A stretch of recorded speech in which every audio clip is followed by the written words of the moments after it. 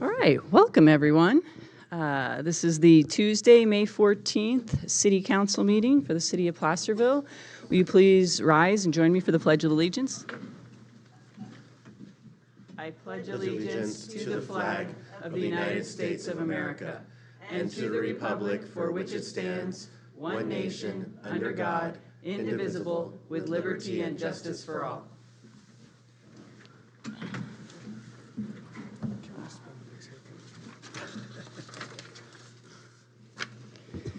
All right, can we have roll call, please?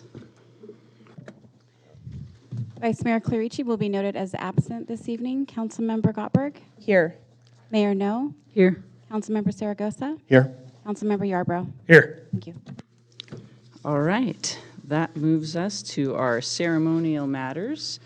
We will start with 3.1, which is a proclamation of the City Council of the City of Placerville proclaiming May 12th to the 18th, 2024 as National Police Week and May 15th, 2024 as Peace Officers Memorial Day in the City of Placerville.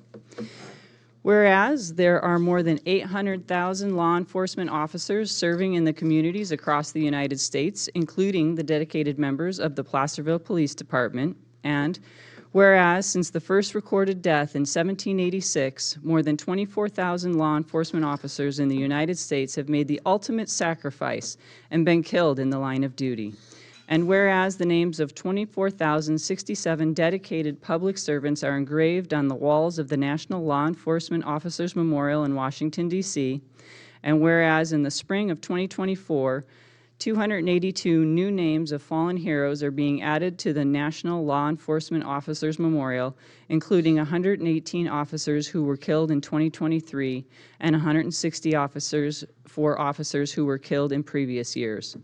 And whereas the service and sacrifice of all officers killed in the line of duty will be honored during the National Law Enforcement Officers Memorial Fund's 36th Candlelight Vigil on the evening of May 13th, 2024. And whereas the Candlelight Vigil is a part of National Police Week, which will be observed this year, May 12th to the 18th, 2024. And whereas May 15th is designated as Peace Officers Memorial Day in honor of all fallen officers and their families, and U.S. flags should be flown at half-staff. Now, therefore, I, Jackie No, Mayor of the City of Placerville, do hereby proclaim May 12th through the 18th, 2024, as National Police Week in Placerville, and publicly salute the service of law enforcement officers in our community and communities across the nation. Be it further proclaimed that May 15th, 2024 shall be Peace Officers Memorial Day in the City of Placerville, and the United States flag shall be flown at half-staff at all city offices on this date. Chief, would you like to? Yeah, thank you, Mayor, for the proclamation and for helping remember those who had dedicated their lives to serving others and were killed in the line of duty. I'd like to get a photo with the staff, if that's okay. Absolutely. He wants the proclamation of that, too.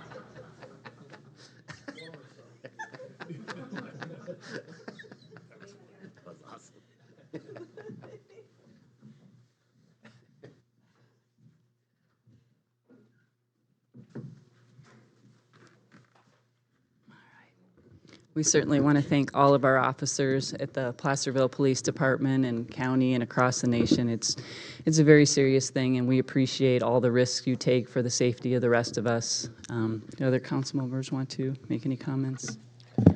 Just want to say thank you for all the work that you do for us every single day. I think we're a small but mighty force here in Placerville, so thank you all for the work you do for the citizens every single day. Thank you. We'll take public comment on this at this time, if anyone wants to say anything. I knew there'd be at least one. Sue Rodman, resident of the city of Placerville, and I'd like to thank them too, because I think Placerville has a great police department. Thank you.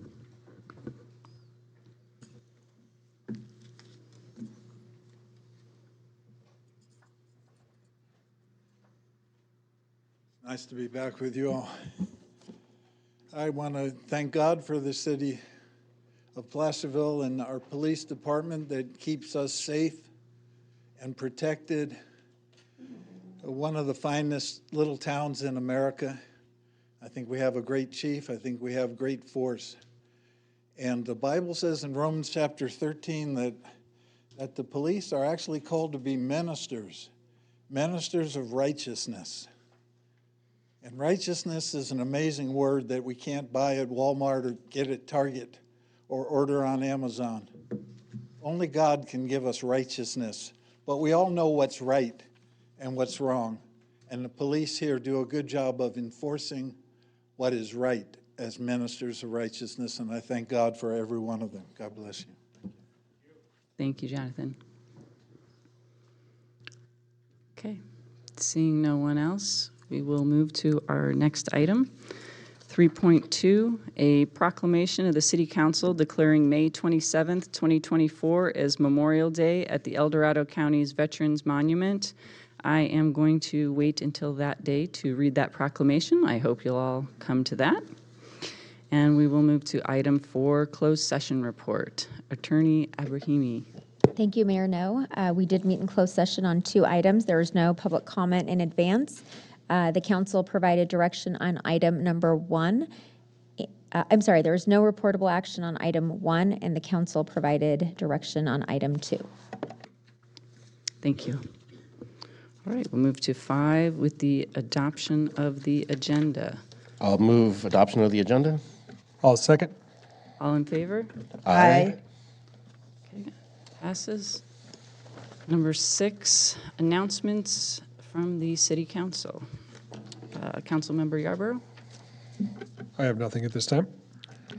Councilmember Goppert, I have none tonight. Councilmember Saragosa. We have a full docket tonight, so I'm going to skip on comments. Thank you. All right, I will make a quick run through. On the 27th, we had Rise and Shine, which was another great event for the city of Placerville. People came out and cleaned the creek, Goldbug Park, and did a lot out at Lions Park. On April 30th, I attended the Hands for Hope open house in Placerville, which is a youth leadership organization, and they were chosen for 2023 Nonprofit of the Year by Senate District 4, which just makes me want to let everyone know that Moore was chosen as the 2024 Nonprofit of the Year by District 4 this year. And so, it's just a lot of great pride of the great nonprofit organizations in the community that we have here.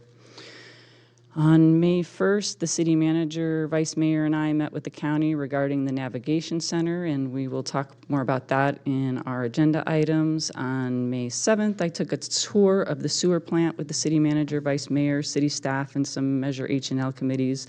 And I want to thank Troy and Frank for being great tour guides, and encourage everyone else to take that tour to really understand what goes on. May 9th was our first budgeting meeting. Our second one is coming up on the 29th, I believe, and I really want to encourage everyone to go to that, because a lot of the times that's where a lot of the decisions happen, and we debate what gets funded, what doesn't get funded with the little money we have, and so it's a really important meeting if you're interested in that.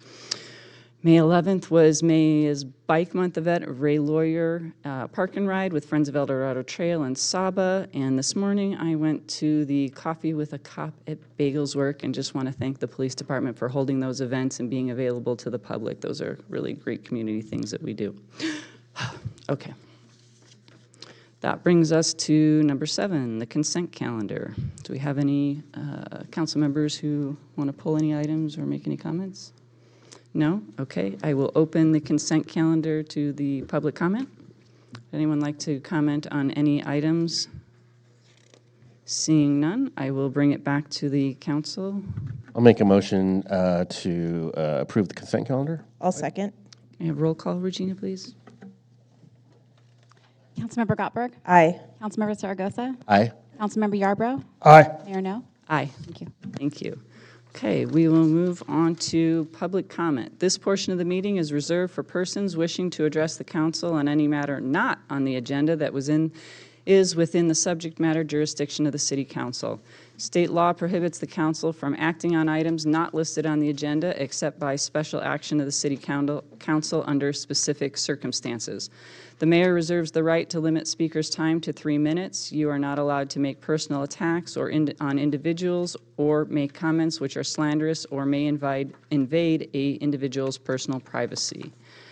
We will go 8.1 first, oral communications. Is there any member of the public who would like to make? Okay.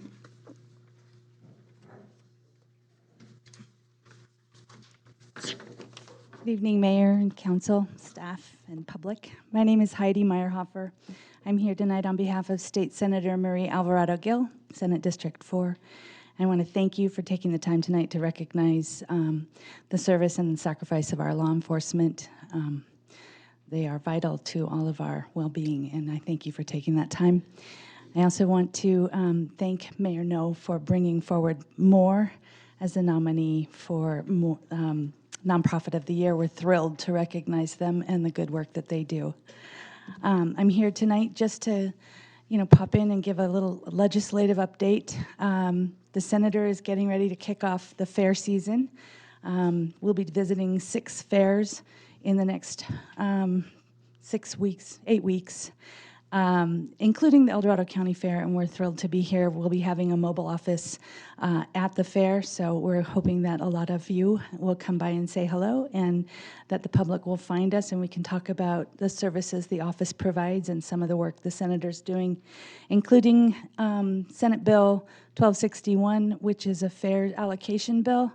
And it's currently in appropriations, but it has passed the Senate. It will help fund all of the fairgrounds.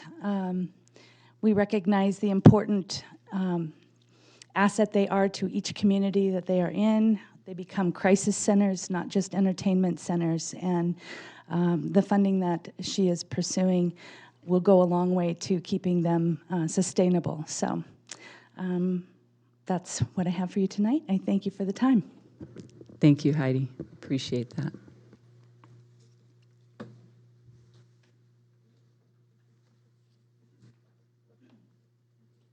Good evening, Ruth Michelson. This is just a statement I wanted to make, or an observation. As a person who attends these meetings, it's more of a process comment.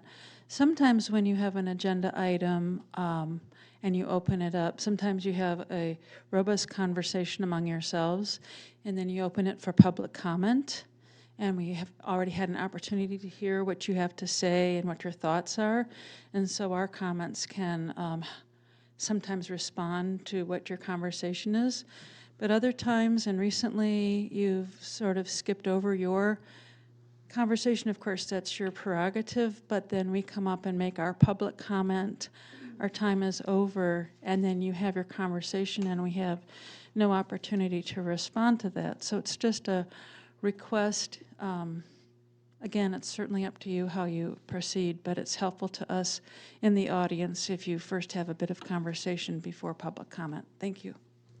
Thank you, Ruth.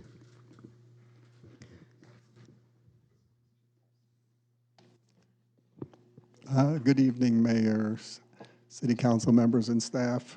My name is Mickey Kaiserman. I'm on Peak, And Peak has dealt with the vacation home rental issues in the city, and I know it's going to the Planning Commission. But today I attended the Board of Supervisors meeting in South Lake Tahoe, and Brendan Ferry, who's the head of planning there, presented a comprehensive vacation home rental program and got input from the supervisors on direction and amendments, and he's going to come back in August with a complete program. They brought together management companies, owners that are hosted, non-hosted, renters. They got community input through questionnaires. They had consultants, and it's a very comprehensive program that they're going to have across everywhere in the county, and we're going to have our own. So I think that they're going to have this done in August, and I think this is something that we should take a look at before we go ahead with our program. Thank you. Thank you, Mickey. Anyone else? Okay, seeing none, we will move to 8.2, written communications. Do we have any? Madam Mayor, there were no. Great, written thank communications. you. All right, item 9, items pulled from the consent calendar, we have none. Number 10, ordinances, we have none. Number 11, public hearings. 11.1, consideration to adopt a resolution declaring the abandoned pole sign located at 1390 Broadway as an abandoned on-site, on-premises sign and public nuisance, and declare to commence abatement. Mr. Rivas. Thank you, Mayor, members of the council. The abandoned pole sign located on a subject parcel was approved by the Planning Commission under a site plan review and a conditional use permit in 1988. The pole sign then was constructed in 1989 under a building permit. The pole sign originally provided advertising copy for the Togo's Sandwich Shop. Later in 2009, the pole sign provided advertisement for the Insight Real Estate that had an office there at that commercial center. The Insight Real Estate vacated Suite A there at 1390 Broadway in 2012.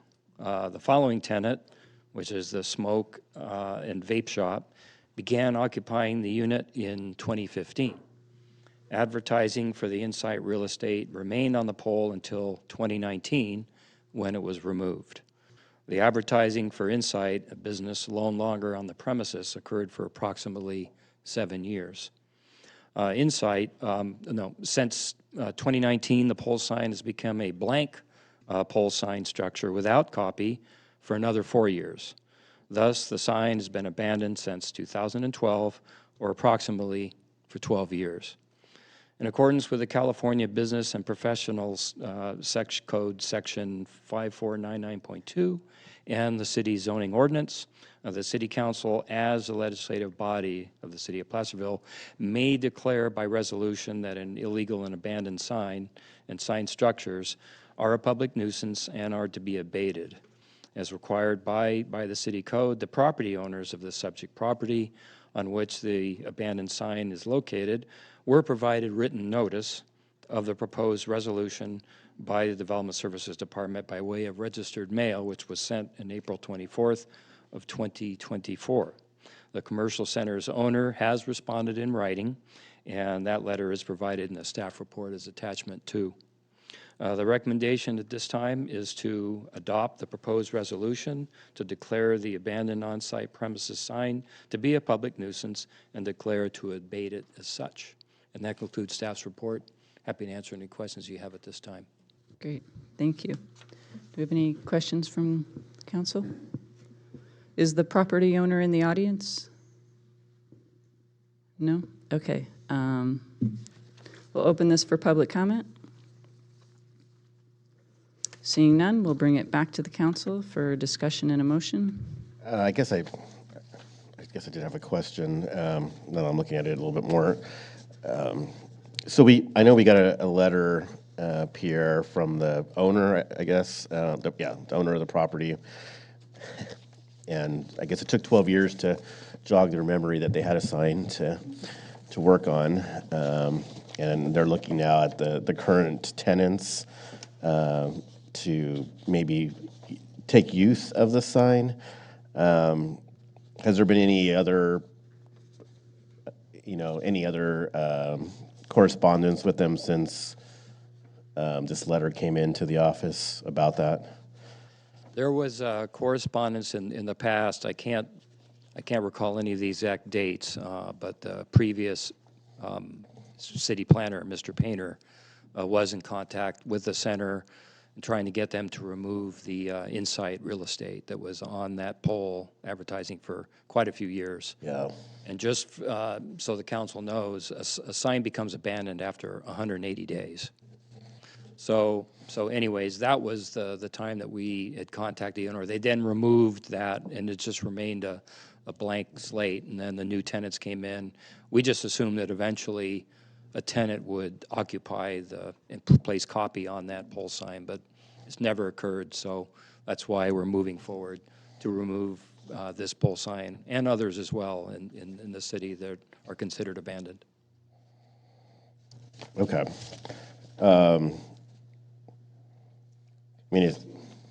It should come down. I mean, if no one's going to use it, then there's no need for it to be there.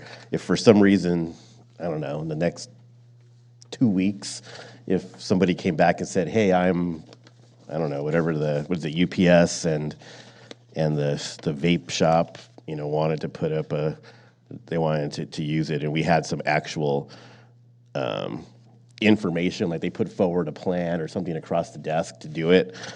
I mean, as much as it's been sitting there for that many years vacant, I don't have a problem with them going forward with it, but I mean, it's got to happen relatively soon because this has been a pretty long leash on this item. So I don't know what anyone else thinks about that, but I think it's the frustration we face with out-of-area landowners who just really aren't paying attention to their properties and the businesses and that sort of thing. I could be flexible either way, but I agree. I want a really fast turnaround. If they're going to do something, they need to do something. Yeah, I'm similar. I mean, I would want to see something by our next council meeting if we were going to go that route, which essentially gives them 2 weeks to put an actual plan together. Yeah, this isn't too difficult to put a signed plan in front of Pierre's desk. So, At whose cost is the sign coming down? This would be the cost of borne by the property owner. Okay, thank you. Yeah, at that point, I'm good with it coming down unless they can come up by next meeting saying, no, we have a tenant and here's the application and whatnot. But I have no problem moving forward with that. okay. Then I'll make a motion.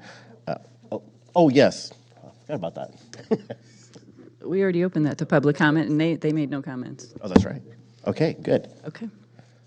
All right, then I will then make a motion to allow the property owner till the next city council meeting to either come forward with a site or a sign for the planning to review, if not for staff to go ahead and start the abandonment process on that sign for it to come down. I'll second. Okay. All in favor? Aye. Aye. Opposed? None? Passes unanimously. Looking at my attorney. This is a public hearing, so can we do a roll call vote Sure. on this one? Thank you. Can we do roll call, please? Councilmember Gottberg? Aye. Councilmember Zaragoza? Aye. Councilmember Yarbrough? Aye. Mayor No? Aye. Thank you. Thank you. Okay. That brings us to item 12, our discussion and action items. 12.1, consider a road closure and funding for the Golden History Days event being held on June 8th, 2024. Mr. Morris. Thank you, Mayor and Council. This item, I will admit, has been kind of a moving target for the last 2 weeks, and we've been working on this and preparing it. And so I want to go through some things and outline some potential changes even from the staff report that's here that we'd like to recommend. First, in terms of background, I'd like to go into some things that have come to light that we should have been involved with and should have mentioned to you earlier. So in March of 2022, the council adopted a resolution. In that resolution, we authorized, this is when we redid the whole special event program. And at that time, we authorized the then Community Services Director to negotiate agreements with all of the event planners and authorize him to both negotiate and to execute those agreements. That's part of the resolution. In May of 2022, an agreement was established with the Golden History Days Committee.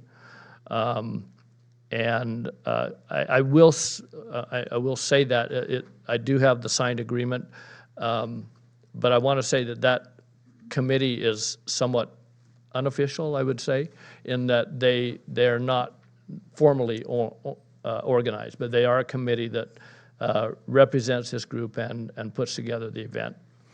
That particular agreement also has a provision that it automatically renews for one-year terms unless either party gives, and there's a controversy in the actual agreement. It says 120 days, but it also says 60 days. Anyway, either way, we're beyond that term if we were to want to cancel the agreement. In that agreement, the city basically agrees to several things. Primarily, the big cost items are we agree to the road closure and to pay for the insurance, which are the two main costs. It says provide labor and equipment necessary to secure the road closure as described in the event map, which I don't have with me, but is talking about closing Main Street. Provide signage, street sweeping beforehand, et cetera. Provide on-duty police as specified by the police department safety plan. Provide city staff for the road closure and event monitoring as determined by the community services director. And then what is necessary to take the event down at the end. So I wanted to start off with that and give you a little bit of that history. Golden History Days, as you know, is co-sponsored by the Golden History Association, and they do have a co-sponsor who is a nonprofit, as they are not an official nonprofit, that they have identified each year that they've had the event. This event, for this year, what has been proposed is the event would take place from 9 a.m. to 4 p.m. on Saturday, June 8th. However, they have also requested that the street be closed from 6 a.m. to 6 p.m., so a 12-hour closure of the street, which would mean 3 hours for setup prior to the beginning of the event and 2 hours for takedown after the event. In your staff report, a little bit further on the things that they're proposing this year, an antique fair, which they will have asked for. They're charging a vendor fee of $60 per vendor, which helps them cover their costs for what they're doing. There are some other things that are going on. So they've talked to some of the restaurants. A couple of things that they've mentioned is a country western band at noon, but then they have other bands such as a blues band in the morning and a native flute and drum at various locations during the day. And there are representatives of the committee that are here tonight that can expand on any of this if you would like them to. They also have representatives of the Buried History nonprofit that are going to do,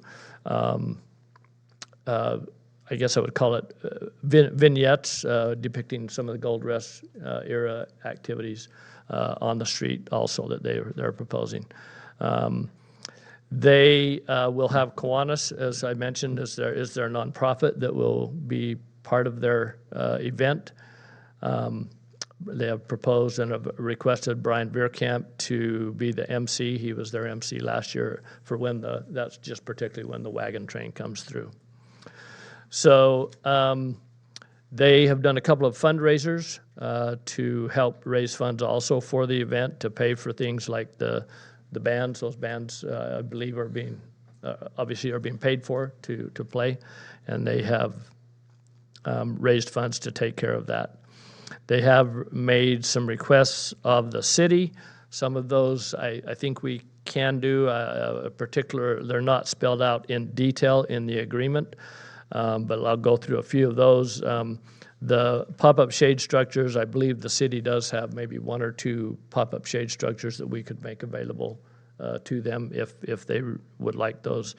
The 6 walkie-talkies, those are available. The city owns those, and we could make those available for them to use if they would like those. The cooling station is not something that I would propose that we do.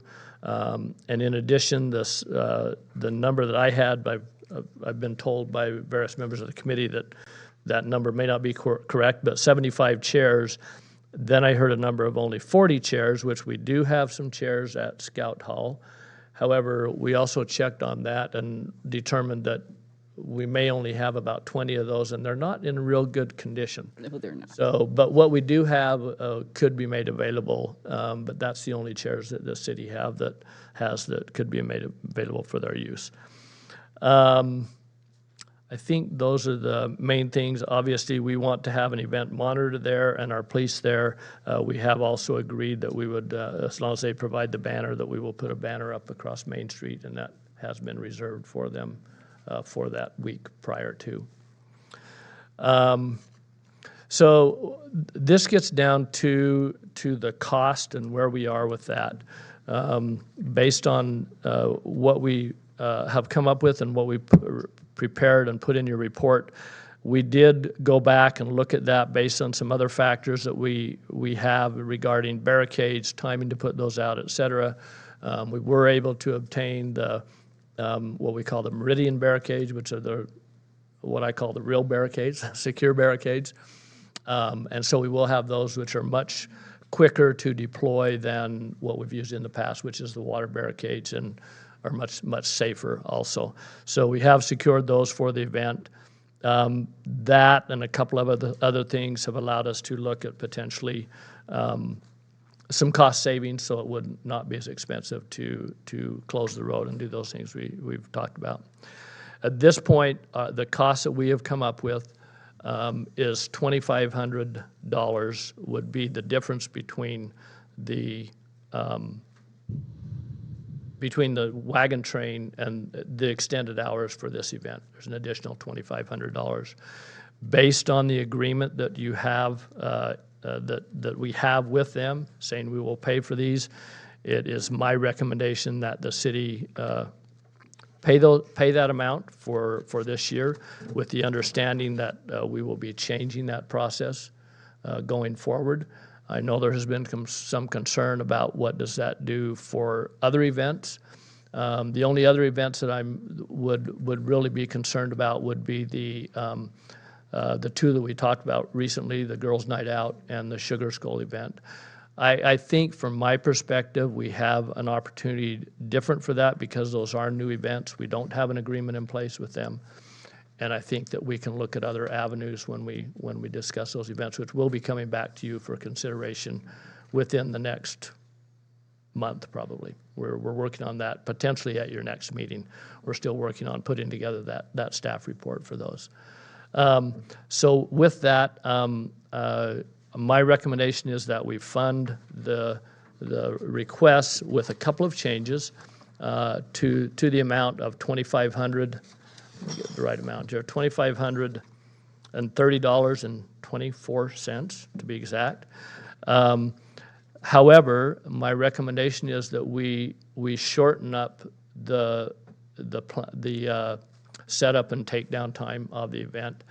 I think that we can do it in that we would keep the 9 to 3, which is their original request, which they have had done contracts with certain people for example, the antique fair and things like that. They've already done those contracts and have reservations for those times. However, my recommendation is that we shorten that time frame from that. So 9 to 3 would be a 6-hour event, that we put an hour on each end of that to make it 8-hour total road closure. That may cause some concerns for them in terms of setup time, but I've talked to a couple of different people. One says, I think we can do it. The other says, I don't think we can. So that's going to be a determination we'll have to make. But that would limit the time the street is closed, allow it to get it shortens the time that we have to have staff out there and et cetera, and is a better option, I believe, than the 12 hours that have been proposed. So with that, happy to answer any questions you have. And again, representatives, I think there's a few representatives, several representatives of the committee who are here tonight that can answer questions and speak to it also. Okay. Questions from the council? I do. It's a little bit like Groundhog Day with all these. Anything with. I have PTSD from events on Main Street. I think first, I probably, and I'll take responsibility for this. I mean, I think there's a lot of blame to go around, but certainly, I was on city council in 2022 and didn't remember the 180 days and the automatic renewals on these. I would not have agreed to, as much as I am looking forward to the 75th anniversary, I would not have agreed to the $2,500 to fund an additional wagon for the wagon train, had I known that we were going to be on the hook, not only for that $2,500, and I'll get to a second question on this in a second, knowing that we weren't going to have more of a shared cost on these events going forward. As we've talked about, I think almost ad nauseum, just the lack of funding. We had funding for a couple of years because we had ARPA funds. Like I said, we had that sort of crack high for a couple of years, which everyone's running out on now, including the state of California in their predicament. And so we just don't have the funds that we did a couple of years ago. It's bottom line. Question, Cleve. So when you look at the totality of costs, so we've thrown a lot of numbers around, but what's our ballpark number that we're in for when we're doing this event? I mean, just similar. I mean, is it 10,000? How much are we in all together? Okay, so our estimate under that scenario that I gave you, an 8-hour event, 6-hour event with 2 hours of setup and takedown, 8-hour event, total cost with wagon train and everything is $5,327 plus the $2,400, I believe it is, that you've already agreed to pay for for an extra wagon. So whatever, it would be $77.27 approximately. Plus this 2,500? No, total. So the total to close the road and set up our cost for the event is $5,327. So that's different than the 7,300. Exactly. I'm basing this on the changes that we made going from a 12-hour to, and you don't have that spreadsheet in front. And Understood. I actually have it here. I can share it with you if you'd like. Well, the only reason I bring it up is because, so even if you went to 8 hours, I'm trying to look at where so how much then is for the police in that scenario? So under the 8-hour scenario, the total police cost is $1,184.26. Still seems like there's something off on those numbers because. Here, pass those down. So all these would go down. So all these hours, these 12 hours are going to adjust. So we're like in by $8,000 and more or less. Yeah, just short of 8,000, correct. Okay. But it does give us a good baseline, I think, going forward, and for my colleagues, just in terms of what events cost for an 8-hour event, which seems like if you're doing a road closure, you're probably in that ballpark, somewhere in there. I mean, this one was a little unique because we did do the sponsorship of the wagon. But again, this doesn't really, even though the number's lower, it doesn't really change my mind, that fact, because we could have put that money forward to this part of it if we had known that there was going to be these additional costs on top of what I thought were going to be more of a shared cost. And again, that's my mistake, not anyone else's. I will say, and I know, Cleve, you mentioned this already, but there's simply no way we can do this like this next year. We're going to have to come up with a better way to share costs and figure out how to do this. Because quite frankly, there are plenty of things that we can put funding into. And this is just tough to add those additional costs in. So we're basically on the hook, at this point. So I don't see any way to defray that at this point. But we will have to do things different going forward. And hopefully, we have one plan for everything, so we're not doing these every single time and having the same conversations sort of over and over again. And I think that's part of my frustration is just, we've had this conversation so many times, I've actually forgotten what we've discussed on some of them because we've done this so many times, including the farmers market. So, Mayor, could I just comment on that? Sure. If you recall, when we set this up, the idea was that we had certain events that would provide a profit for us to help pay for these events. And the goal was, when we set this up back then, was exactly what we were talking about. Okay, we've got it all settled. This is how we're going to move forward with these. Those events did not produce. Those that we expected to produce funding to help pay for these have not done so at this point. And that's kind of what put us back. If we had the funding that was coming in from those, I don't think we would be where we are today, because we would still be saying, okay, these events are paying for the other events that we have coming in. So. Okay. I have a my couple of questions. You know, we had this as an event, but I'm looking at an antique fair, which looks like Project Creep to me.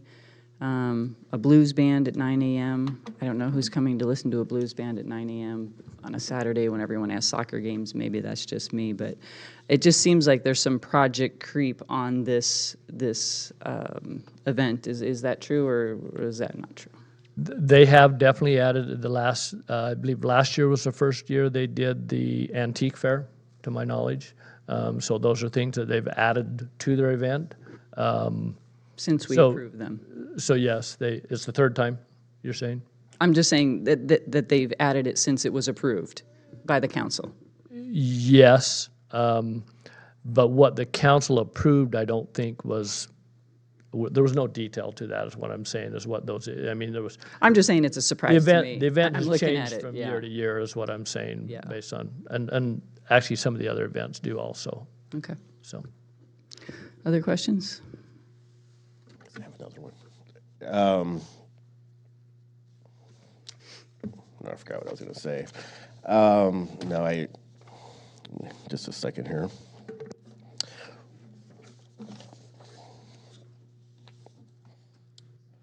I know what I was going to say. I'm not sure. I get the time to bring it in to try to cut some costs down, and I'll wait to hear what the folks have to say that come up and speak. But just from a couple of conversations I had with people, I'm concerned that if I know that the wagon train comes in roughly around 3 p.m.-ish. My understanding is there's some significant, there's a lot more setup this year, which I think because the antique fair's down on this side and the other sort of interpretive things are down on the other side of the street, they can probably set up within those confines. I'm not so sure that tearing down will have the same ability to do it within basically less than an hour time frame. That's my one concern with the back end of it. Yeah, and I would add to that the wagon train isn't always exactly on time. So, I mean, the wagon train could come in at 3:30 or 4 o'clock, and I know I've come in at 3:30. So I agree with Councilmember Saragosa. We might have to be a little bit flexible on that back end. Understood, and we had that discussion with at least one of the committee members. They agreed, and however, they did feel that they could encourage the wagon train to get here a little earlier. I don't know if they can do that or not, but maybe they're going to show up and make them breakfast. I don't know. I don't know how that all works. Any other questions? No, any questions? Yeah, I mean, at this point, obviously we have a contract and things need to move forward. I mean, at this point, I wasn't part of city council at that point in time. So, but yeah, I agree that moving forward with all of this, we need to have a solid set plan that works for everything and get away from the automatic renewals. That way, each year we know what's coming forward. And this way, when there is a profit, then great. And if not, we don't have an issue with trying to make up the difference.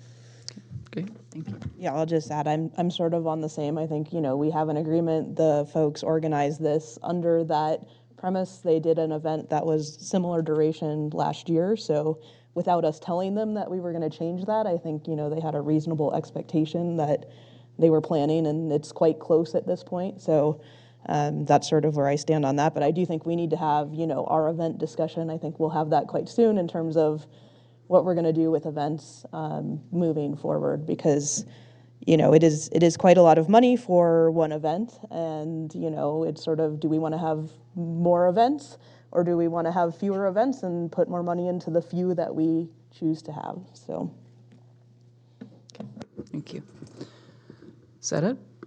Okay. At this time, I want to invite the event coordinators to the podium to tell us what they want to do, answer questions, all the above. So to clarify, as Cleve said, we're an ad hoc committee. And we're not a committee, we're an association. That's a shout out to 1848, where everything was ad hoc associations. So you're going to hear many different voices, and I need to go to the wagon train meeting by 6:30 in order to convince them to come earlier. I've ridden the wagon train. It's not breakfast, it's lunch, and we will bribe them, but they're very leisurely the last day. They've had a day off in Fresh Pond, they've had a great dinner, everybody's kind of, so they start slow, and then they take their long lunch break at Creekview, and there's a lot of camaraderie going on with Highway Patrol. It's all cool.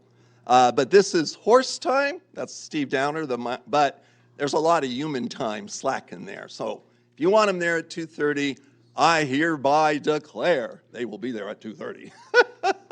So anyway, I so appreciate how your staff is working. They're working diligently. You guys are coming in, like you said, kind of new, except for Michael, and you lost your institutional memory, Terry Zeller.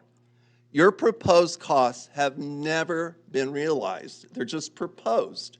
Everybody's worked together. Management comes on salary. Terry Zeller puts in a ton of extra time that doesn't cost you a lot.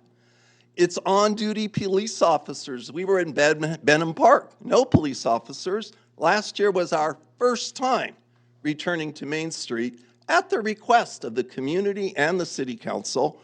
And the antique fair was brought back with city staff, I misspoke. Thank you for But clarifying. in the resolution, you designated all your powers to city staff. Kudos to you. I think they're awesome.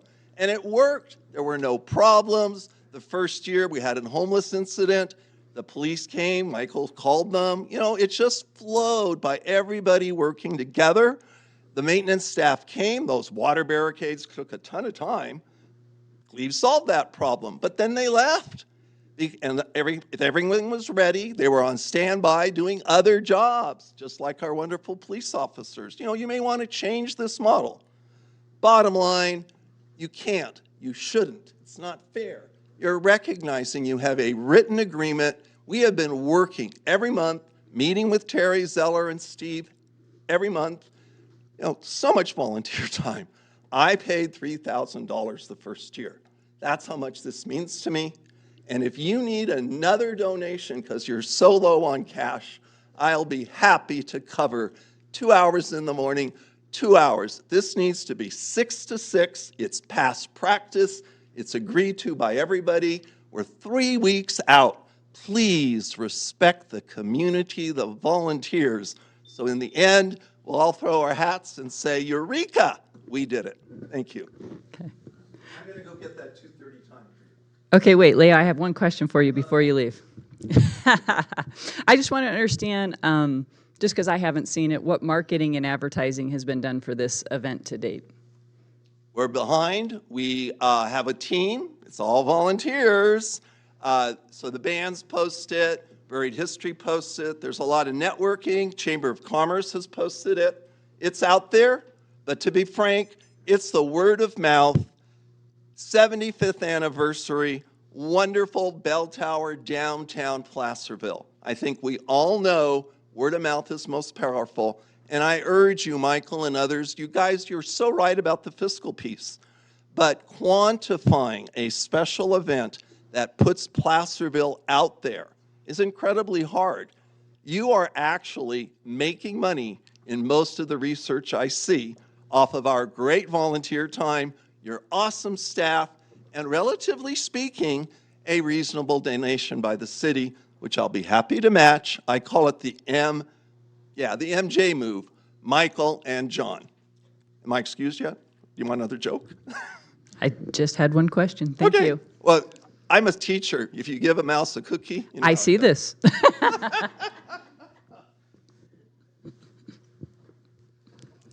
Welcome, Michael. Hello, good to see everybody. Honorable Mayor, Vice Mayor, Chiefs, Cleve, and I haven't met the new city manager yet.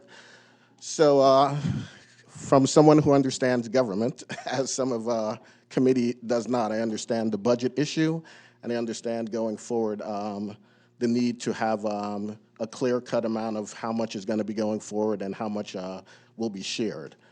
Since the time, the way that this event has occurred, it's been the same each time. So there was always the antique fair, the native vendors, living history, and music. That's been the same when it was in Benham Park, when it was on the street last year, and it was the same format that we have this year. It's just the music may be different. It may go from taiko bands, mariachis, single different bands, so the bands change each time. One thing that has changed since then is we are now a 501c3.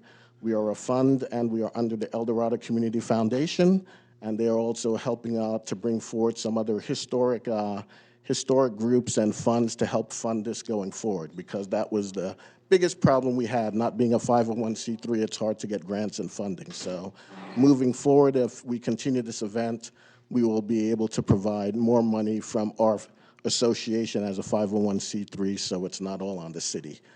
The advertising, I know when it's a city-sponsored event, they are probably thinking the city would help do more of the advertising, and knowing government, as I know government, you are sitting back waiting for us to do the advertising. So we're also working with the Community Foundation to help get those advertising out. But moving forward, we're planning on having more funds, and the Community Foundation is trying to help us.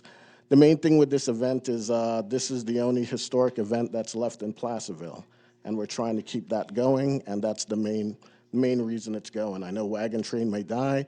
If Wagon Train ends, we can make it Wiener Dog Train, but the main thing is to keep the historic event going. We bring in the Historic Association from Placerville, the museum, the train museum, and Wakamatsu, and a lot of the historic people come during the event, so it's to try and help keep our history that's in Placerville going strong. So thank you for taking my time, and if you have any questions. Great. When you said we're a nonprofit now, what nonprofit is that? Golden History Association is now a 501c3. Okay. I think We opened up, we're a community fund under the El Dorado Community Foundation, and Amy Pooley also sent in a letter today, also sending her support and what they're doing to help this move forward. Thank you. I appreciate that. Hey, Michael, send me an email on it. I'll send you guys a little donation into that fund. Okay, thank you.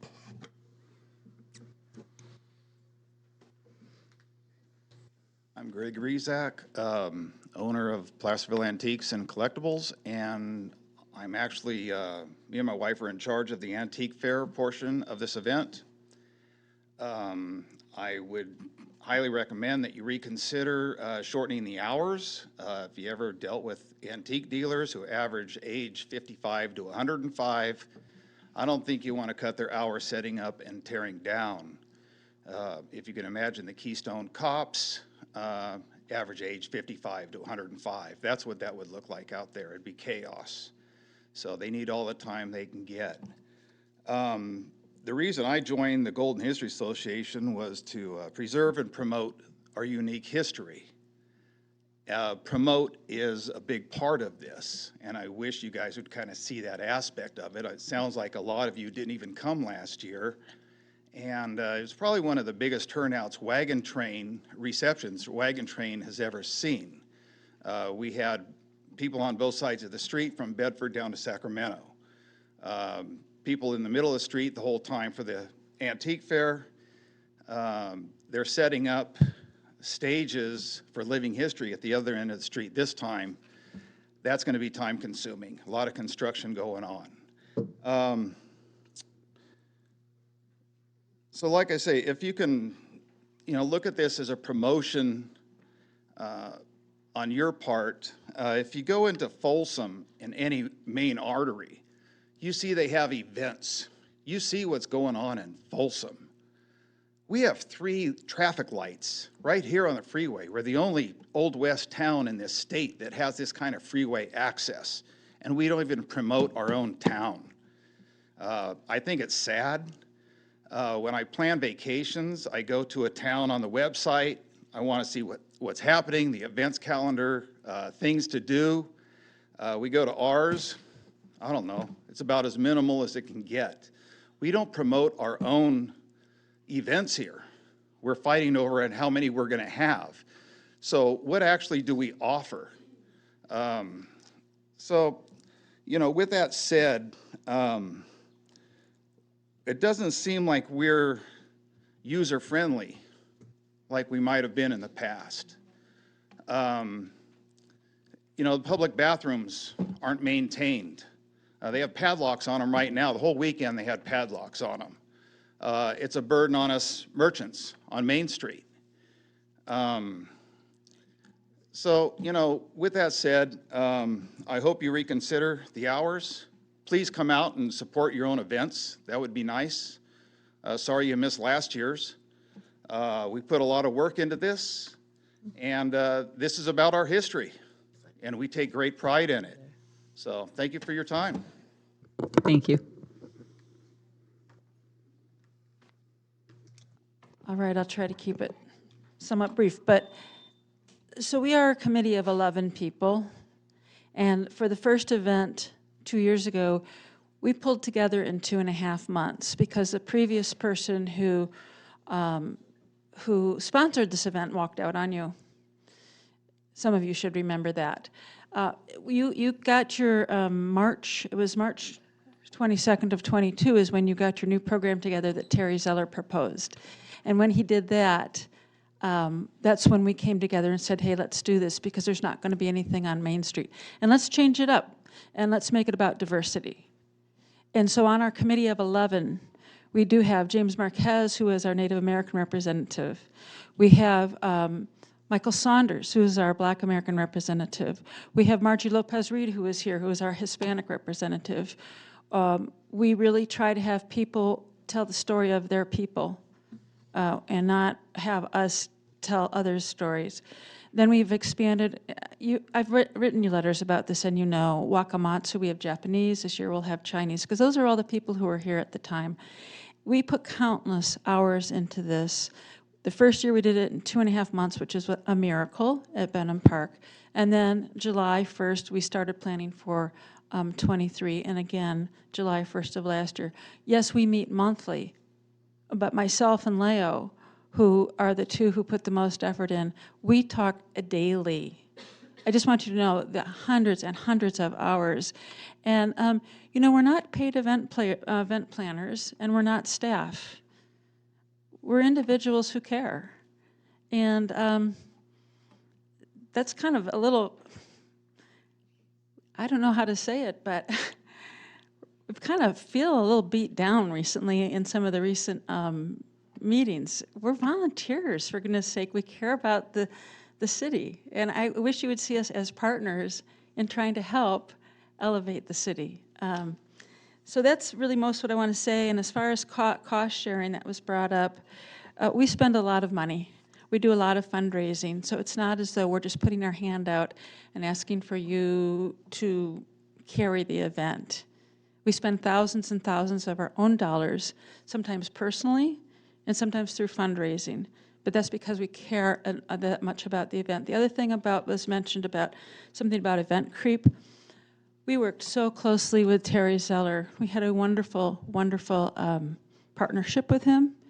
Everything we did, we ran past Terry Zeller with additional monthly meetings with him. We meet as a committee monthly, and Leo and I, sometimes Michael, sometimes James would meet with Terry. So I just want you to know we've really tried to follow all the rules and be above board. And you know, you in your resolution that you had 2 years ago, you gave this, okay, I'll finish up. You gave this to Terry Zeller, and I'll tell you, when committee members would ask Cleve certain questions, he appropriately said, go talk to Terry. He's your man. So, you know, this is a transition you all are going through, and it's painful, and I'm sorry that things have changed for you. But I guess I'm done. Thank you, Ruth.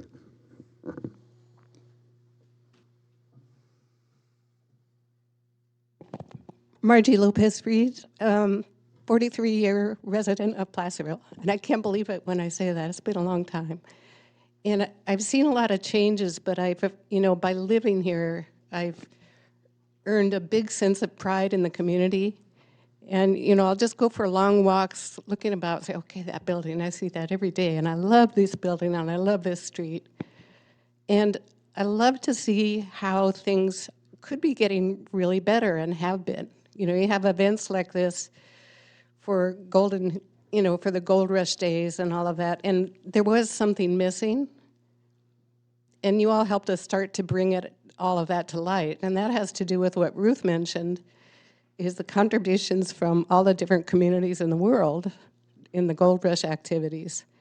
So we have these enactments and we have these activities, and I brought you an invitation for the piñata making process we're going to do this year, and it's something I hope you can keep up and keep it going, because it does make this town interesting. Like Greg was saying, it does bring people here. And it makes people think about what a great place to be Placerville must be. What a great place to live. What a great place to visit. So I hope you all keep that in mind and work with us to try to figure out how to make this continue on. And then someday I can come up here and say I'm a 63-year resident and be really proud of it. Okay, that's it. Thank you. Thank you, Margie. I'll look forward to that 63rd day. Kirk Smith, Mayor, and council members. Just to let you know, I really deeply appreciate the conservative, thoughtful, penny-pinching approach you're taking. This business-like perspective is welcome. All of you over the years have expressed concerns about the wagon train is not what it used to be, and that's true, and it never will be, as the wagon master told me last week in Plymouth. For one thing, you don't have 35 to 65 wagons anymore. They don't last. They need more maintenance than your modern automobile. All the buckboards on my family ranch were gone 50 years ago because they fall apart. So you're not going to have the same thing. But what you have now is actually much better, and that can be for the future. Because now what you have is something that's very interactive, that you have to be involved in if you want to get the most out of it. You listen, you talk to people. And that's what's different when Sue Taylor had it and when Ruth and company have it now, is the exhibits that are going on. That's where you get to learn. Everybody loves parades. You like waving at pretty people and horses going by. Yeah, that's true. But it's just not going to be the same. I do have some, so I think you've set some parameters. I think a lot of thoughtful questions from all of you. I think, Mayor, your comments about advertising, I don't agree that word of mouth will do it. So you've all described parameters, and it's just important to keep that test going to see if those parameters are met. That's what I really want you to look for, is to realize that you're marketing something that's different. I would take some note about the suggestion that this is the only history event. It's not, far from it. Last week, 2 weeks ago, the Historical Society had a great event over at the Judge Thompson House. They have a lot of workshops coming up that are, again, for participation. It goes on and on. So there's many exhibits and many people participating. And actually, before, when Sue Taylor had it, there was a lot of diversity. For one thing, I didn't see this time around Mormons involved, which were important because they came here in many cases by hand cart and walking across the distance. My ancestors came by ship. And there we know how many because they had manifests. We don't know how many came by wagon. So what you do with this event is you really honor the tremendous diversity and the richness, the good, the bad, the ugly, that helped make this place special, the capital of the Mother Lode. So, hey, it's worth giving it another shot. It needs it. You've set the parameters. See what they can do. Thank you. Thank you, Kirk.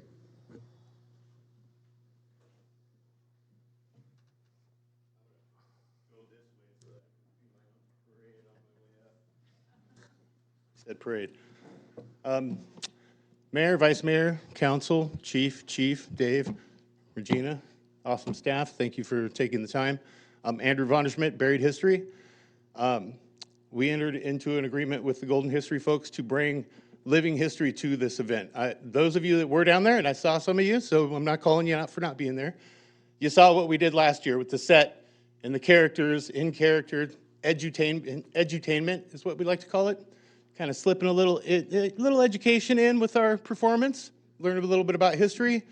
This year, we have big plans, and I'm really concerned about not having enough time to set up. I'll just say that. We have Ben Nickerson, famous, infamous gambler, El Dorado County. We have Nancy Gooch, slave turned landowner. We have Joaquin Marietta, El Dorado Robin Hood. We have an interactive kid zone where they're going to learn how to do piñatas and sugar skulls and corn husk dolls. Open all day, interactive, all actors in character, in costume, playing parts. We're going to have a gambling table, no real money, but, and Buried History has raised our own money. We are fully funded, and we're talking about up to 8 complete sets brought out to the street with actors in period costume doing their thing. With an army of volunteers, I don't know if we'll pull it off in an hour. You know what I mean? Having everything set up and looking as amazing as it will. And it will blow your minds. It will. So just reconsider that. Just give us a little bit of time to do that. And can I send you a link too? All right. Thank you, guys. Thank you, Andrew.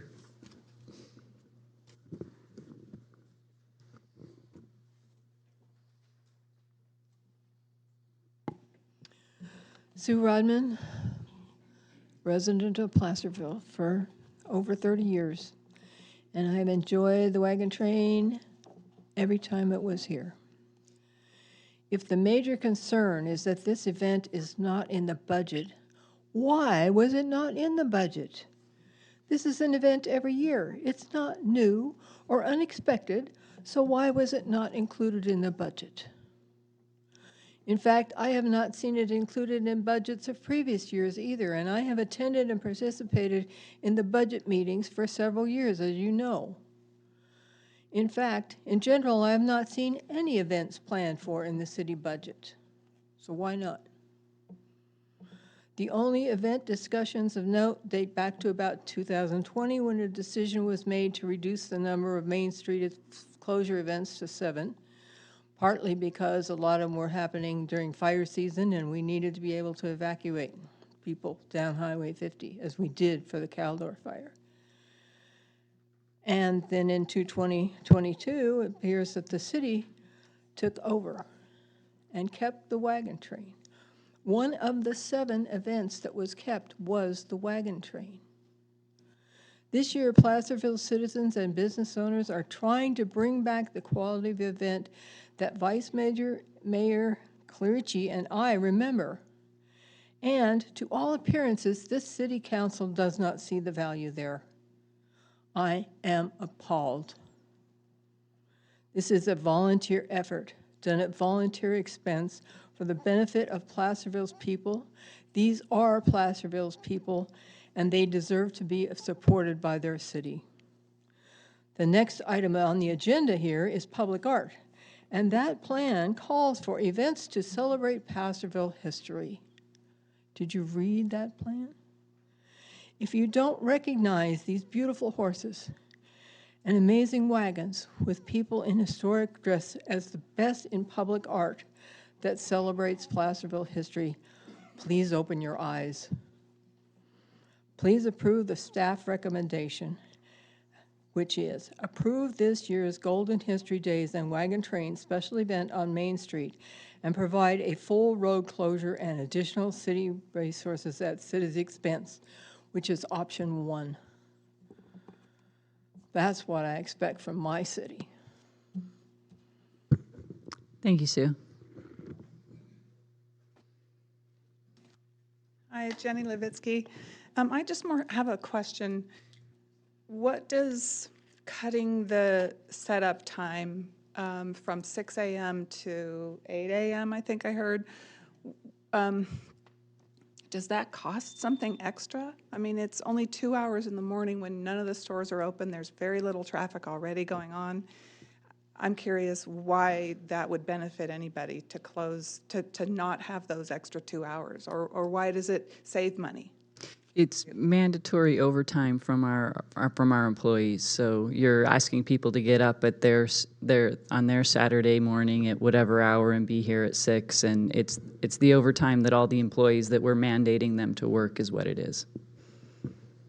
I wonder if any one of them might be willing to volunteer for such a special town project.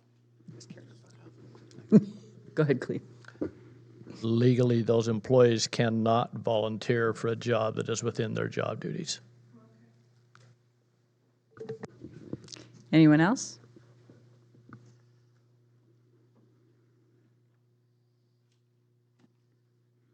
Mayor, staff, and chiefs. My name's Russ Reyes, and my company, Kilton Cork, we do one of the bigger events on Main Street, Oktoberfest, which I hope is still on the agenda and still one of the things. But think of this 2 minutes I have up here as a professional witness, if you will, someone who's done events on Main Street since 2019. And I didn't plan on speaking tonight. I was just here to kind of see what's been going on with the events, because I know there's a lot of stuff been talked about, especially with our events. You guys are under the impression that we make a ton of money with these, and we really don't. But they're fun, and I think they're important for the community. So much so, Oktoberfest, and we get like 5,000 people down there to pack Main Street and see our great town and visit our merchants. But what I wanted to say is, I'm a professional company, and I have a professional staff as well as a lot of volunteers that help us with these events. And having 1 hour to set up an event of that magnitude, it's just really not possible. So just speaking from professional, someone who's done it on Main Street and had the help of Chief Wren's staff, patrolling the streets and getting cars pulled off. It takes like an hour and a half just to get cars towed if they're in the way of something. And it's not because, they're dragging their feet. It's just trying to give people the benefit of the doubt before you tow their car, things like that. So we have 3 hours to set up Oktoberfest because we bring in a lot of outside structures to, for shade. We bring in a lot of tables and chairs for people to sit, a lot of vendors. And it's a well-orchestrated dance to get all this stuff working and set up in time for that 3 o'clock time frame to open up, get people. So like I heard earlier, 6 o'clock in the morning, I know there is staff, city staff, that's involved. I'm not sure if they have to be there all 12 hours. I know just from experience, they'll set the barricades up and then there'll be a police car at the barricade, but then we don't really see the staff until the event's over with. So I'm not sure if they can just come and go home and then come back, or have someone else different come and take it down. I don't really know the specifics of that, but I do know that it does take quite a bit of time to set something like this up. So if you can consider giving them a little bit more time, just for safety reasons too. I mean, trying to do that much in 1 hour, I just don't see it being safe for people, because you have a lot of vehicles coming in and out, setting up things and booths. And so that's my 2 cents. Take it for what it's worth as someone who's done the events, but and I'm not even part of the Wagon Train Committee, but I feel for them if they have to try and set that up in an hour. And taking it down is another thing. You can take things down a lot quicker. I'm sure you guys have all gone camping, and it's a lot quicker to break camp than it is to set camp up. So that's my 2 cents. Thank you. Thank you, Russ. Anyone else? Seeing none, we will bring it back to the council for discussion. Madam Mayor, I would just like to state for the record that we did receive one item of written communication from Leo Bennett-Goshan just before the meeting, copies of which were provided to you and are on the back table for the public. Thank you.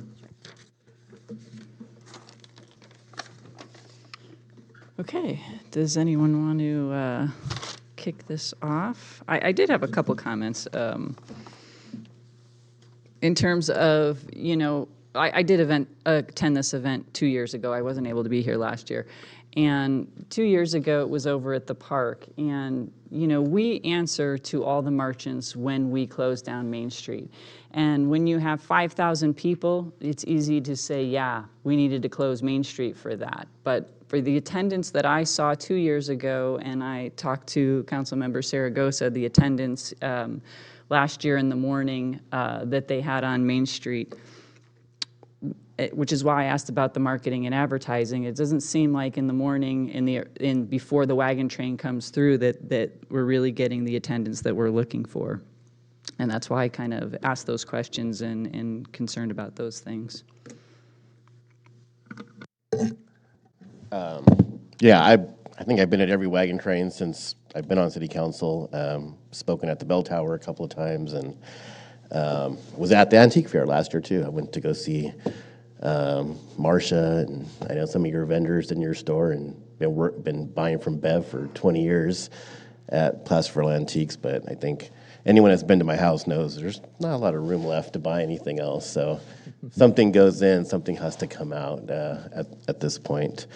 Yeah, I mean, you know, this has always been tough because, like, and I know a lot of you have seen as well, I'm more than happy to put my own personal money up on something if I believe in it, and I've done that on a couple of things. But I'm also, yes, I'll be stingy when it comes to public money and how that's spent, and, you know, what's the best and highest use of those funds. So I really want to make sure we're underlining and ensuring that we're doing things properly and looking to be as prudent as possible with taxpayer dollars.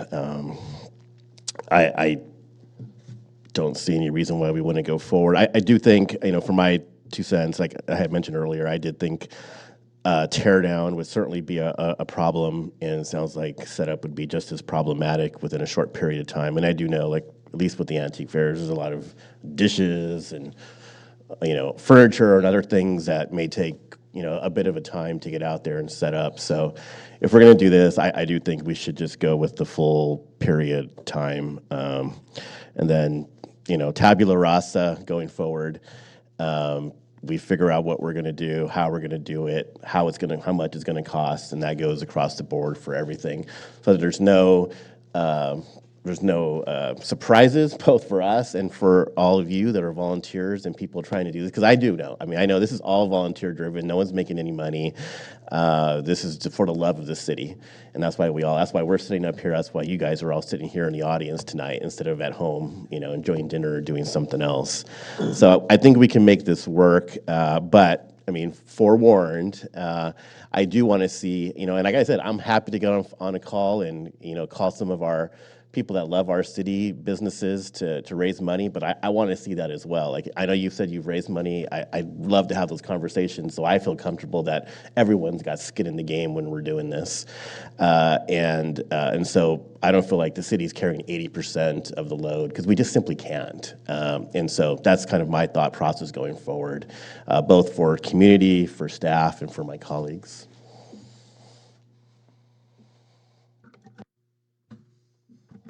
Okay. Cleve, so out of these 2 spreadsheets, basically the option 1 was the full 12 hours, and the option 2 was you were trying to stretch it out to 8? Okay. So just quick little math. Basically, we're looking at about $1,993 difference between the 2. So for safety reasons and such, I don't see that being that big of an expense to allow them to, you know, use the full 12 hours, give them the time to set up and tear down, and, you know, at least not be rushed so we causing any issues, and to have this thing go off smoothly, especially since, you know, we've already got the contracts of everything going on and the whole bit. But yeah, definitely, you know, you will more than likely see some changes coming the next year just with the policy and stuff of how to do this, because the one thing the council doesn't want to have to do is go through this with every event every single time. It's a lot of staff time, it's a lot of our time, and you know, it's a lot of extra money that we probably don't need to be spending, especially with, you know, some of the economy the way it's starting to shape up over the next couple of years. We're going to have to probably tighten our belt just a little bit. But yeah, at this point, I have no problem going ahead with the full 12 hours. Okay, then one other thing that staff had brought up was the cooling stations, of which there is no cost given for. So before anybody makes a motion, I just want to understand whether you're including or not including the cooling stations, of which have no cost to them. Can I comment? I believe in my discussions with them, they understand that they may not have the cooling stations. I'm looking at Ruth because we had that conversation, that correct? So I wouldn't include the. Okay, so any motion would not include the cooling stations. All right, I just wanted to understand as I'm looking at all these costs. When you're ready, though, before you make a motion, I have just a couple of comments I want to answer. Please make your comments, Cleve. Now, okay. One thing, just quickly, because the question came up, I wanted to mention from the agreement, the co-sponsor, Golden History Association, take financial and management responsibility for all aspects of event operations, including advertising and marketing, internet, print, and media, to be reviewed with sponsor prior to public release. So it is fully their responsibility to do that. The other thing that I wanted to answer, and I'm sorry, look like I'm texting up here. I'm trying to get, my finance director and I are trying to get good information for you. We did budget some money for special events. You may not see it in those line items because we don't go into that detail always. We budgeted a little over $10,000 for special events in this fiscal year.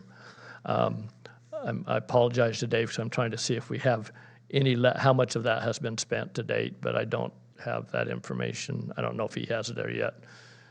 We have a remaining budget balance of about $3,000 for incidental costs. There are costs baked into Public Works, police for special events as well. Okay, thank you. So my point is that this full amount, I don't know if we've got enough budget to cover the full amount, but we do have enough to cover some portion of it. Is that correct, Dave? Yeah. So. Okay.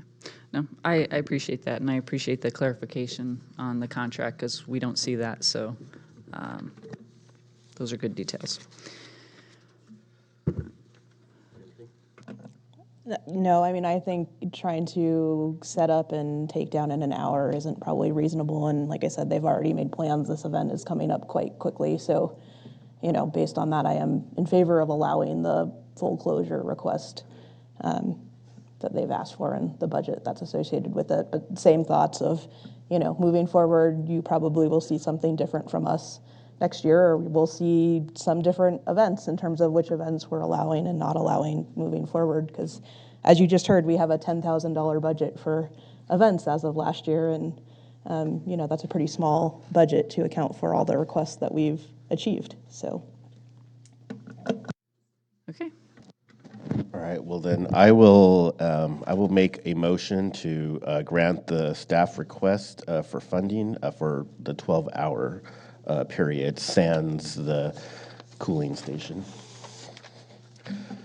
I'll second. Can I have roll call, please? Councilmember Gottberg? Aye. Councilmember Saragosa? Aye. Councilmember Yarbrough? Aye. Mayor No? Aye. Thank you. Great. Thank you. Okay, that brings us to 12.2, consider adoption of the Public Art Master Plan prepared by Arts and Culture El Dorado for the City of Placerville. Mr. Morris. Thank you, Mayor and Council. This item came back to you recently, or came to you recently. It started in 2022 when the Arts Council in Placerville agreed to commission a public art plan to establish the plan that we have before us. They went through a fairly extensive process, as you recall from our last agenda, the previous time when we talked about this. The city contributed $15,000 as a matching funds towards the creation of the art plan. At your last meeting on May 7th, on your last meeting in April when you met, the council expressed some comments regarding the plan and also requested that the plan go back to both the Planning Commission and the Recreation and Parks Commission for review prior to coming back to the council. On April 16th, the Planning Commission reviewed the plan and were asked to submit comments by May 6th, and we did receive some comments from them. The Recreation and Parks Commission met on April 17th and reviewed the plan, did not provide any formal comments. They were basically happy with the plan. However, there was some discussion in the plan at that time and some suggestion perhaps that the plan would come after the plan is adopted, that they might be the art review committee. They clearly stated that they didn't feel that that was appropriate, that they would be that committee. So that was really the only comment that they provided. Other comments were received, and staff sat down with Terry Lamanchek, the director of Arts and Culture El Dorado, and went through the plan and tried to implement as much of the changes that we could see. And what you have before you tonight shows what changes were made at that time. Since that time, there's been a couple of other comments that we have discussed and feel that would be appropriate to also add into the plan, and we're suggesting some further changes to you tonight. One, and I'll go through those quickly. One is on page 6 of the plan.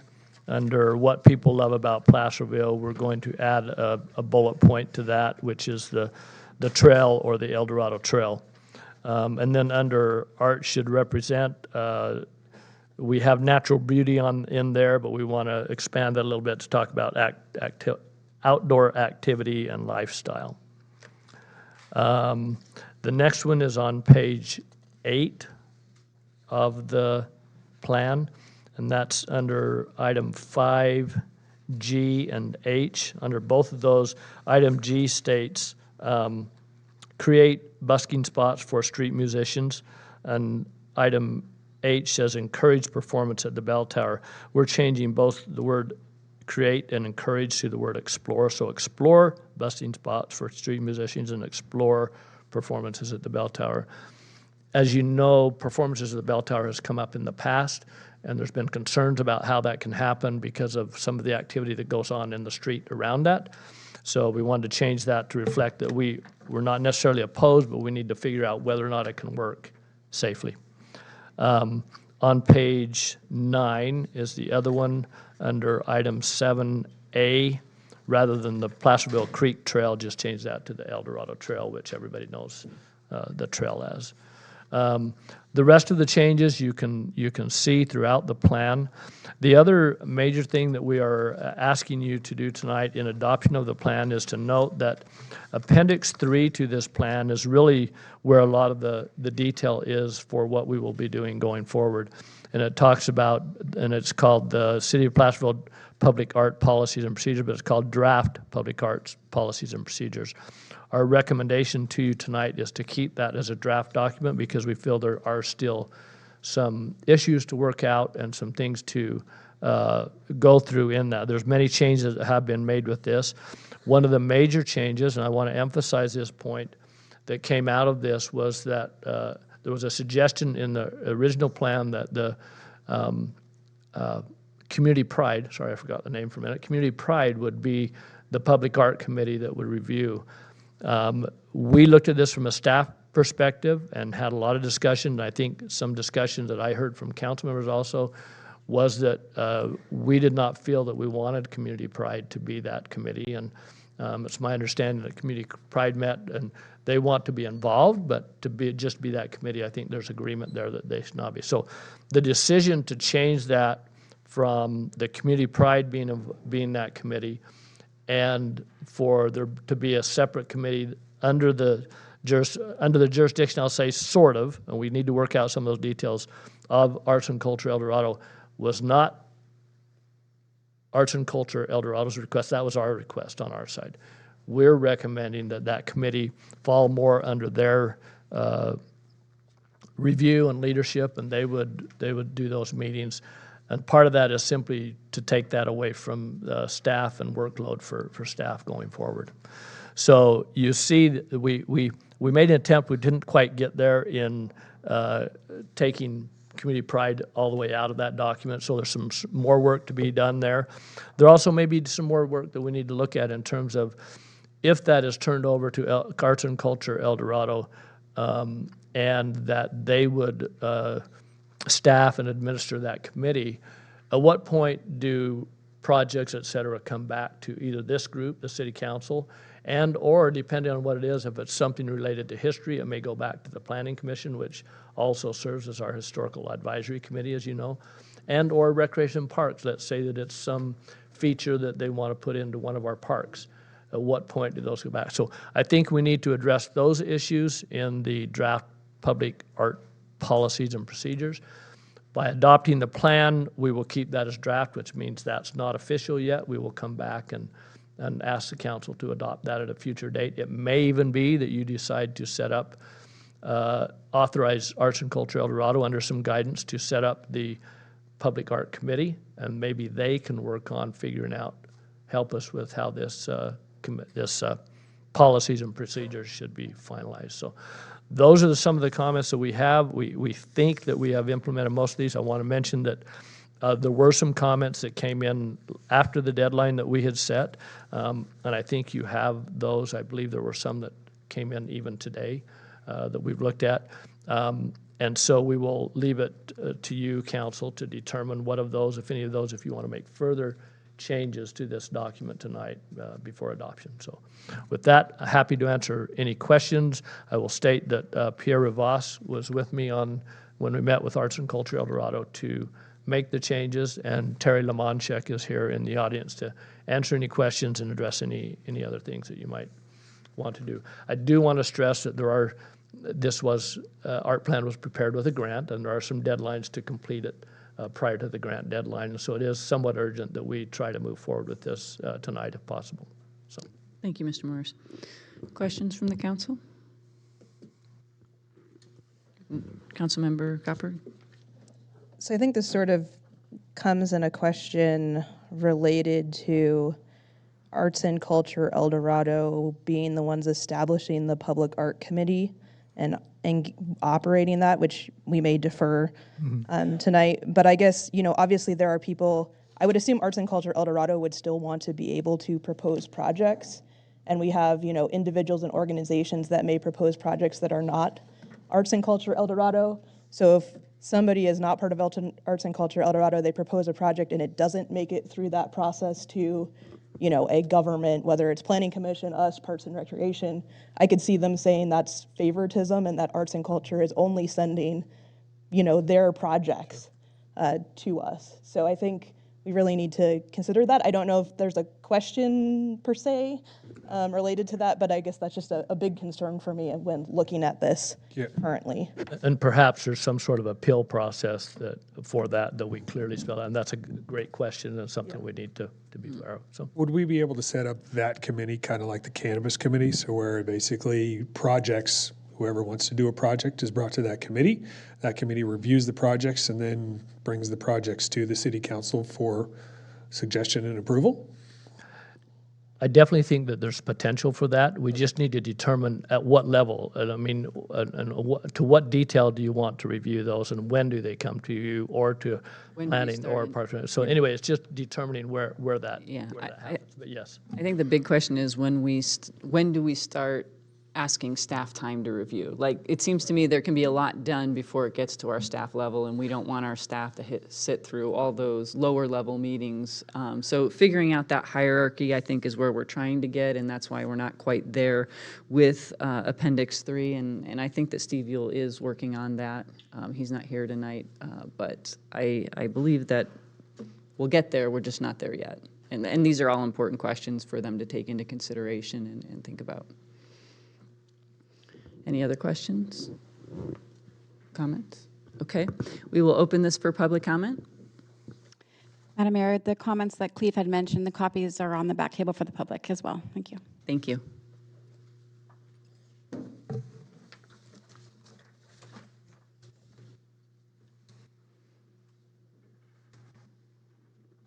Ruth Michelson, thank you for the opportunity. I just have a few comments. Okay, it's going to take me a minute. I'll go in order. So page 8, and if you address this, I apologize because sometimes I don't track everything. Cleve, you may have addressed this already. But at the bottom of page 8, I thought we weren't going to, the very, very bottom, encourage performances at the bell tower. I thought when we said we weren't going to do that because of what you had all decided about $500 and blah, blah, when we last met. I thought that we weren't going to encourage bell tower. But anyway, up to you. Just bringing it up for continuity. Yeah, I had certainly made that comment last time, brought up the contradiction with the strategic plan. Right. However, we're also looking at this plan as not, it's not a plan that, oh, you have to do this. That's why we're Okay. putting in the word explore, that we can leave that opportunity to talk about it and review those other discussions. The city manager brought up that we do have another document that brought it up, so we want to make sure that we're consistent in leaving those opportunities, but make sure we fully explore all the issues too, including talking to all the merchants around the bell tower who would be affected. Yeah, I mean, I like anything you do downtown for the most part. So it wasn't encourage, you changed it to explore? Explore, correct. Okay, sorry I missed that. And then I guess you also talked about busking. I missed a little bit of what you said there, but I hope Same that. thing, we changed that to explore also, Explore? rather than. Yeah, and vetting them, please. We made it, yeah, sometimes they're not so great. And then, let's see. Moving forward.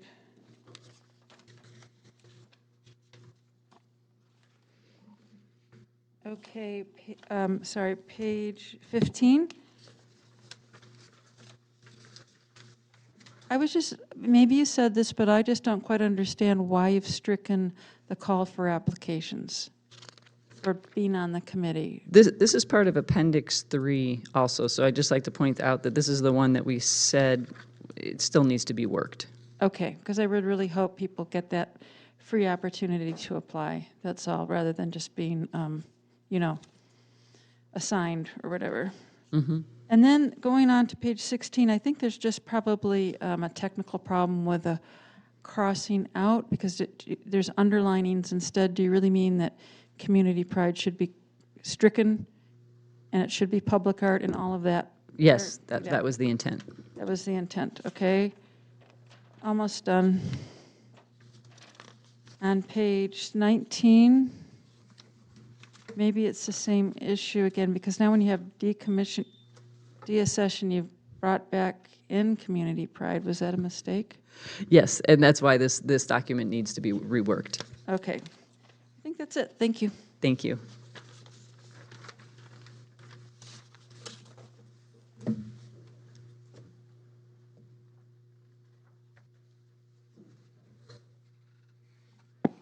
I noticed that in this plan, and I did read it, that it says we should be sure and encourage having public art as performance art. And yet, there's no mention of the wagon train in here. There is mention of Sugar Skull, but not the wagon train, and I think the wagon train needs to be added. Because like I said in the former comments, if you don't think those amazing horses and wagons and people in costume are not art, you really need to take another look, because that is, I think, some of the best public art we have. Thank you, Sue. Good evening, Mayor No and Placerville City Council. My name is Wendy Thomas, and today I'm speaking as a resident of Placerville. And I'd like to commend Arts and Culture El Dorado for this master plan. I know it's been quite a time in the making, and it's exciting. I had the pleasure of speaking with a consultant during this process, and she worked really hard to understand the uniqueness of our town, and so I commend the process. Do have just a few comments for your consideration. In the draft appendix, you talk about encouraging property owners to commission art installation in empty storefronts. I wouldn't limit it to empty storefronts. I think the mural that's going in at Leonard's, revised center is a really good example. Why don't we encourage it in any commercial property?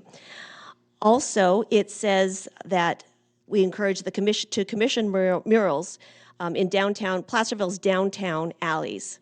Once again, I wouldn't limit the commissioning of murals to Placerville's downtown alleys. As we've all said many times, we have 3 business districts, and all the business districts would benefit from the elevation of art.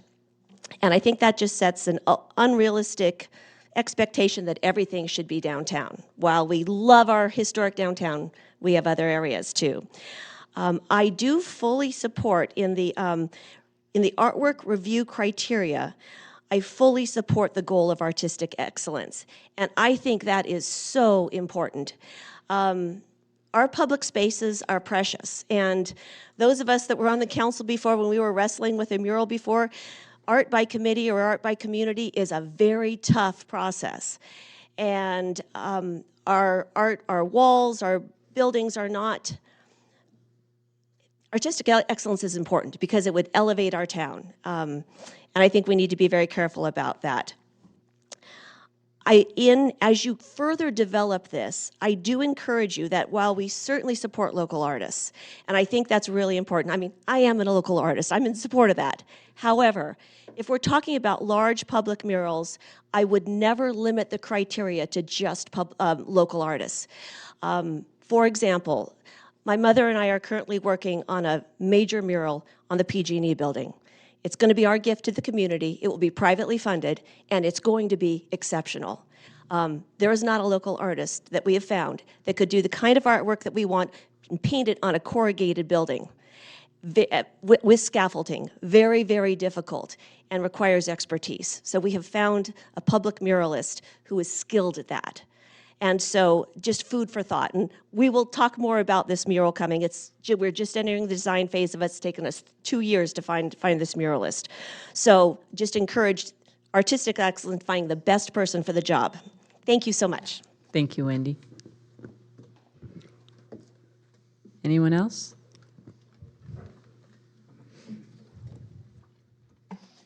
I am Jennifer Tucker, resident of Placerville. And I submitted these written comments, but I didn't know if y'all had a chance to look specifically. I'm concerned, as Nicole mentioned, about creating any type of exclusive or contractual obligation with the Arts Council, or sorry, ACED. I think it's wonderful that they got the grants and they got this plan together, but a plan, I don't think, should obligate the city to any particular individual organization. So like the plan is the bigger picture, then the policies and procedures are how we're going to do it, and then if there is something that we need an organization to, I would say, carry the burden, which is they do know how to do this, then have a resolution with them, a contract with them, maybe for one piece of art, or expanding on what this plan is proposing. So because of this, if you go to page 9, number 8, under Adopt Clear Guidelines, it says, and this is, I'm just reading from my written comments, is that necessary for me to do at this point? If you want us to change it, is very helpful. Okay, all right. Then I'll start with, my first one is approve the plan with amendments, but do not approve the policies and procedures. Okay, that's already part of the recommendation. Okay. Appendix 3, the policies good. and procedures we're still going to work on. Okay. So my second article is on page 4, under existing art. It says, the first line, public art takes a variety of forms. For Placerville's plan, it includes any art that is publicly available. I would take out the word any, because you may have artwork in a storefront that the public sees. So that could be defined as public art, but then is the city going to try to control what is in that window front? Or is it up to the store owner? If you take out the word any, then it gives you more flexibility. It doesn't cause it maybe takes away the controversy. Just something to look at. The second one on page 7, and this goes to some of Nicole's concerns. Under recommendations, about halfway down the paragraph, and it starts with the word second, it's important that the city of Placerville engage ACED to support existing arts activities. Change the word engage to encourage, because I believe engage can be considered a contractual obligation. Okay. And then my last one is on page 9.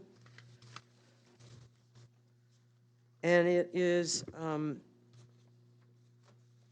number C, the section that was changed between last month and this month, where it says establish a public art committee under the auspices of the Arts and Culture El Dorado. I would say take out under the auspices of Arts and Culture El Dorado, take that out of the plan, and then that can be determined either under policies and procedures or with a resolution later. But the plan itself is a general overview, general picture of what we want in our town. And do we want to limit ourselves to engaging with one organization exclusively? Does that exclude some of our other local artists? Thank you. Thank you. Appreciate your comments.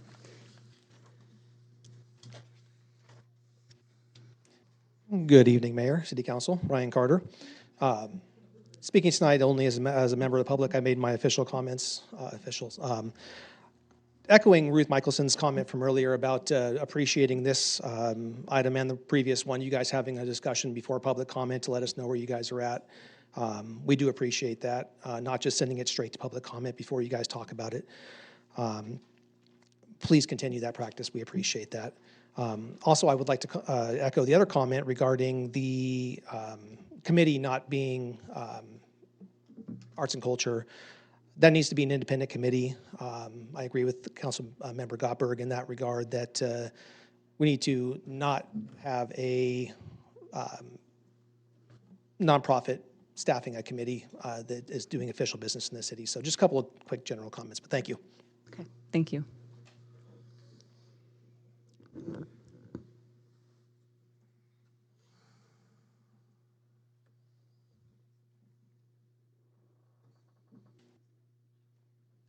Good evening, Mayor No and members of the council. First of all, I have to say, it sounds very insulting to Community Pride today to cross them out and cross them out, cross them out.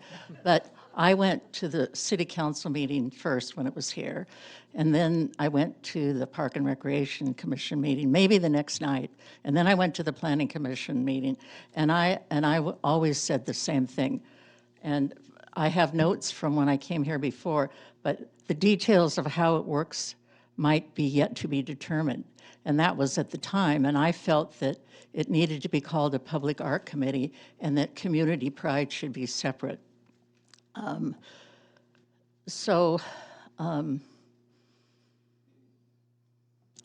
policies and procedures are yet to be determined. I wanted to say one thing, that there was something, and I didn't hear it corrected tonight. There is something wrong about the way the Community Pride was described in that. I'm trying to think where it was. I don't have a copy of the plan with me, so page 4, existing art. I wanted the Community Pride description to change down at the bottom when it says, this volunteer-led city committee has enriched Placerville for more than 30 years through landscaping and public spaces throughout the city, promotion and support of volunteer public art efforts. And then this is the part that wasn't accurate, that I think it should read this way. And the recent completion of the Monument Garden honoring local servicemen who made the ultimate sacrifice as a result of the Vietnam War. And so that needs to be changed because it wasn't quite accurate. I'm kind of confused now because I think arts and culture, they had offered, well, it was recommended by the consultant that Community Pride be revamped to become the committee. Arts and Culture always offered to be the staffing for that committee. And I feel it's very appropriate for Arts and Culture. Then this last week, it was changed that the city doesn't want to deal with the Brown Act on this, and it makes sense to me. And so Arts and Culture was asked to to be in charge of the Public Art Committee. And I think that makes perfect sense. I don't know why there is a problem with them being in charge of it, and then the latest resolution for Community Pride, because I feel that Community Pride needs to be a part of this. We have been here, not officially, but I think that Community Pride needs to take part in this because the resolution that established Community Pride talks about public art in their charge. So when a committee is formed, I definitely think that Community Pride members should be part of that committee. Thank you. Thank you, Kathy. Anyone else? Kirk Smith, Mayor. The Arts and Culture El Dorado does great work, and it provides a real incubator of great artwork in this community and wonderful events. My reservations have to do with the concept of having an outside group serve in an advisory capacity, and more than just that, in an official capacity. We have all kinds of organizations already within city structure, like, for example, the Economic Advisory Committee, we had an Historic Advisory Committee, we had Parks and Recreation, and so on down the line. But when have we ever delegated those civic functions of governments outside? And that's of great concern. I think it needs much more than just reworking of some language. It's that basic concept. Remember that a few years ago, there was the issue of the mural under the underpass. And that was a subject of great controversy, so I'm surprised that it was used as an example, because after all, they were initially chided for not bringing in more people, not being more open in the process. And what do you know, it goes on 3 times over a course of, must have been 6 months before you finally approved it, and then nobody, we found out, had ever bothered to check with the California Department of Transportation, who owned the property and would not have permitted it to be done in the first place. And that's what can happen when you centralize this arts function into one group. We have always had many art groups in this town. We have the Shakespeare Club and Imagination Theater, and the list goes on and on and on, even though they're not always here seeking grant money or money from you. But it's a very active community of arts and always has been. So that's a great concern. And so in response to that, I guess what we have is the appearance of consultation, because you have in your proposal a whole list, page after page after page, of all kinds of people who were listed. And when it came to the persons described as historians, you'd see all kinds of designations of various groups they were with, which gives the implication that they were there in a representative capacity. But as the Planning Commission was told by Sue Taylor, for example, who was listed that way with a number of titles afterwards, that wasn't the case. It's just like the rest of us who were up there on the wall, putting our stickies up on the bulletin board to express what we wanted. But everyone I've talked to who's described as an historian says, no, they weren't representing in that capacity. Please check them out. Some have authored books. And you know that they weren't consulted because you wouldn't have had that one paragraph describing our history as nooses and all the rest, something out of a comic book. But after all the money that went into that, you'd think that there would be a little bit more care on something like that, which underscores why it's not wise to delegate to them the function of historical events. Thank you very much. Thank you, Kirk. Just a point of clarification. I believe that mural was presented by Health and Human Services at the county, and that was why there was people who didn't understand all the processes who were trying to move things forward. That was not an arts and culture issue. You're right, but it is in the proposal as an example. Yes. Thank you. Anyone else? Okay, seeing none, we will bring the sausage factory back to the city council.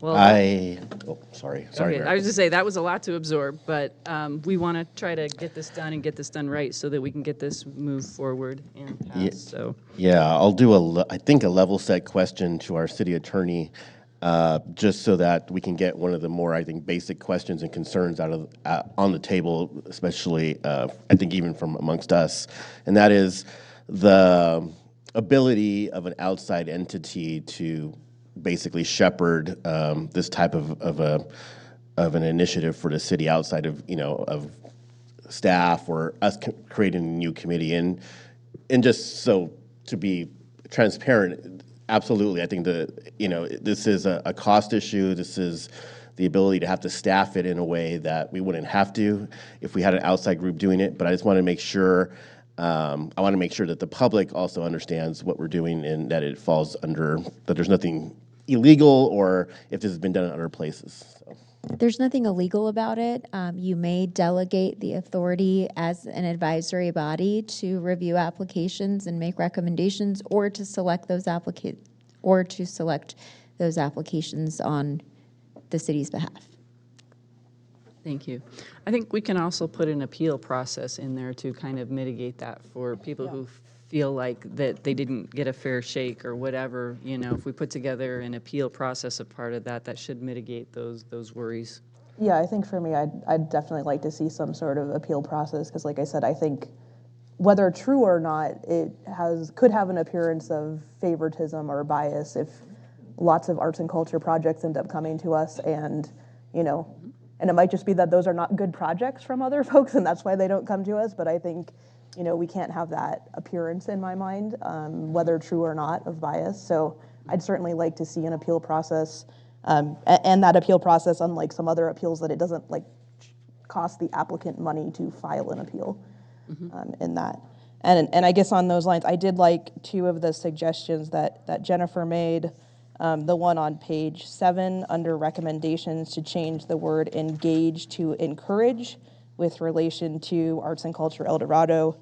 And then also the one on page 9, 8C, to just state, establish a public arts committee to serve as a review body for art in public places, since we are deferring Appendix C. So I think that is That'll be resolved in Appendix C. That's just to... Okay. I was also okay with all the other suggestions that were made by Sue and Wendy. All those little tweaks, were they caught, Cleve, or we can go back and watch the video? I can do that, yes. Okay. But maybe between me and my staff, we got most of them. Okay. I can also reach out perhaps to Supervisor Thomas if I need to make sure I have it.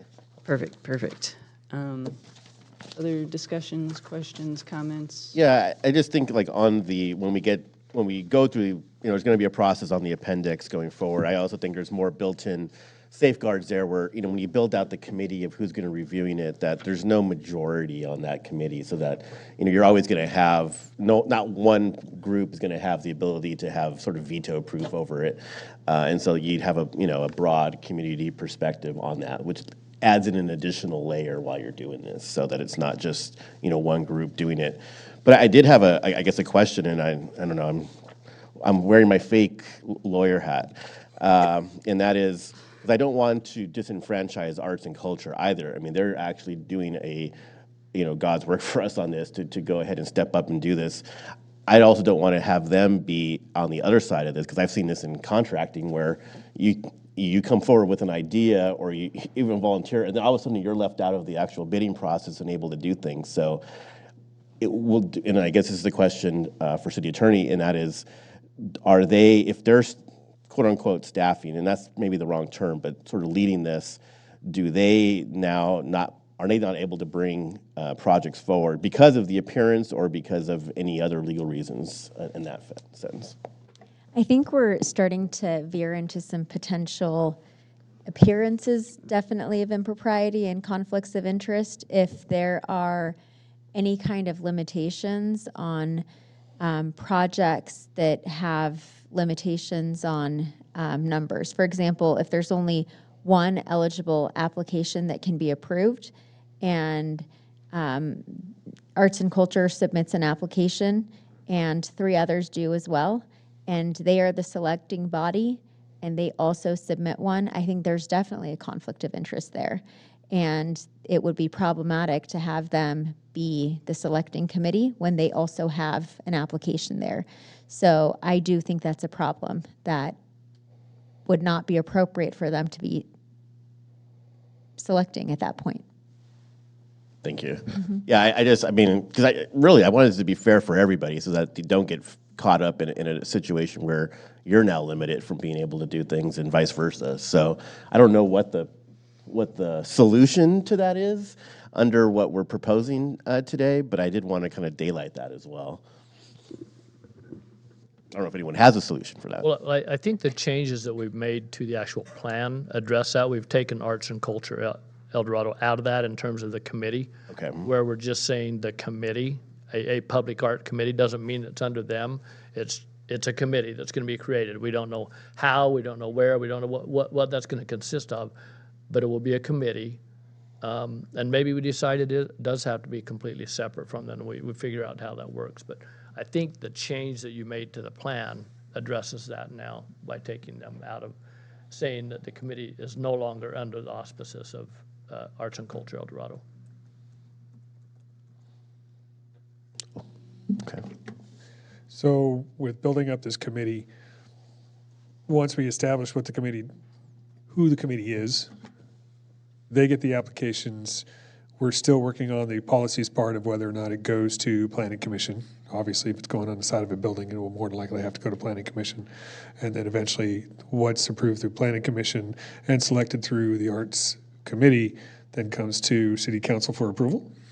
Potentially, and again, I think what we're going back to is at what point? Maybe What it's point? Okay, the size so of the and that's project, what we've maybe got to it's work the through. detail of the project. Okay. What detail do you want that to come back to you, et cetera? And I think those are things that we can discuss and put in the policies and procedures. Okay, yeah, and when it comes to the committee part, I mean, it seems to me that we have multiple arts committees or arts organizations within the city. I believe that reaching out to those organizations and, a select 1 or 2 people from each organization to make up the public arts committee would be a great way to go with this. Yeah, I had a similar thought. I mean, we have a cannabis community benefit committee, so Right. kind of my thought was, could it be something similar where the arts organizations have 1 member and we have a couple public members? Obviously, then that puts it under the city. So I realize that's the, Brown Act and the staff time component of this. I think for appearance's sake and for, not having one-sidedness or however you want to explain that, I think we might just end up there regardless. Well, I think we should give staff the opportunity Yeah, to try to to suss bring that it out. to us. Okay. Let's not try to solve the thing we're not trying to pass tonight. True.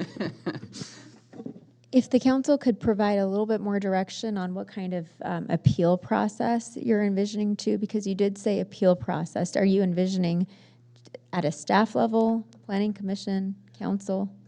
Well, but Or that will come back in the draft policy and Okay, procedure. So okay. that's not doesn't need to be in the actual plan, just in the policy and procedure. So I think we can come back and give us something suggested to the council, and then we can amend that from there. And I also would say my request for that was if the Public Art Committee is established by Arts and Culture El Dorado, so we may not need the same process if we choose to go the route of we have a city public arts committee. you were okay with no appeal process under a I separately? mean, we still may want one. We have one at Planning Commission, et cetera. So I think that's a discussion item. Okay. But I think my specific concern was related to this issue of you are somebody other than Arts and Culture El Dorado who is proposing a project. Your project is not recommended to go forward to whoever, whether that's the Planning Commission or our city council. And you feel like, Arts and Culture El Dorado established this public art committee, they selected the members, their members were biased. Whether that's true or not, it certainly has an appearance of the potential for that. So that's my perspective on, I don't want to create that real or potential, bias situation. So that was where that request had came from. But I think if we end up going a route where Arts and Culture El Dorado is not the body selecting the members of the Public Art Committee, we could look at it differently. Great, thank you. Yeah, well, before we put it in motion, I want to thank Arts and Culture El Dorado for getting the grant and bringing this all forward and bringing us to this point, because it was a major feat. And, you know, even though the sausage factory feels very painful, we're very thankful for the fact that we're here and we're doing it and we're finally moving forward. So that is very exciting. Okay, now, David, you could stab at that motion. Well, Perhaps, if possible, what I'd like to do is, and I hate to do this, but go through this again, because there were some things brought up, and I haven't heard whether or not yes or no to some of those changes. So if I can walk through those, and then hopefully we can just say you can approve as outlined those changes. So Okay. I'm going to start on page 4. okay. And Now, these are in addition to the changes you proposed earlier. Correct. Okay. Correct. And I'll mention those also. On page 4, under existing art, the word any, is that something you want to remove, or? I'm fine. I think it's semantical, but Yeah, I'm fine with removing it. Removing it, okay, good. And then under community pride, I don't think I got the exact, but I will make sure I have it exact from Kathy. Should be Monument Garden. Monument Garden honoring local servicemen who gave their life. ultimate sacrifice in the Vietnam War. Yeah. Okay, but I'll make sure I get that. I'll work with Kathy and make sure I get that right. Okay. That one you do want to add, is that should be changed. Yes, I'm good with that change. I mentioned the 2 on page 6 earlier, I just want to bring it back to 4. I think Sue Rodman wanted to add the wagon train to existing art. You're right, that's one that I missed. Do we want to do that? My only concern, and again, I'm not arguing that is or not. At some point, we're going to get to Right, how many things do we add and what do we leave out. Right. Sugar Skull was also mentioned, which is a new event, and Well, I think with Sugar Skull, there's actually art that's made. Correct. So this isn't, I mean, it's a little bit different, I think, in that sense. I think Sue's point is the wagon train is performance art. Correct. so you want to add Wagon Train? I don't, but. Oh. I'm fine either way. I don't have a strong feeling, so. Call it, David. Either way works. Yeah, I mean, it's. I need a yes or- I agree a with yes you, or a Cleve. I no. mean, we just start adding Yes. and adding and adding and adding. Yes? Okay, I'll be a yes. Sure. Okay. All right. And please, Pierre, if you have anything that I'm missing too, will you please bring it up as I go through here? Again, on page 6, I think we already got those, the adding the trail to what people love about Placerville, and then outdoor active lifestyle under art should represent. Yep. I think we're good with those.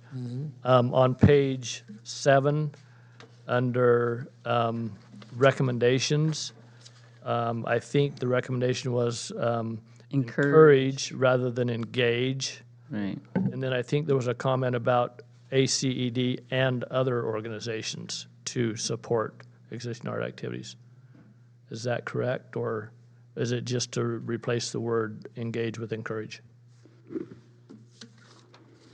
I'm fine with adding encourage and other organizations, just to be more broad, since this is a master public arts plan. Okay. Works. Everybody's okay with that? Yep. Looks like? Okay.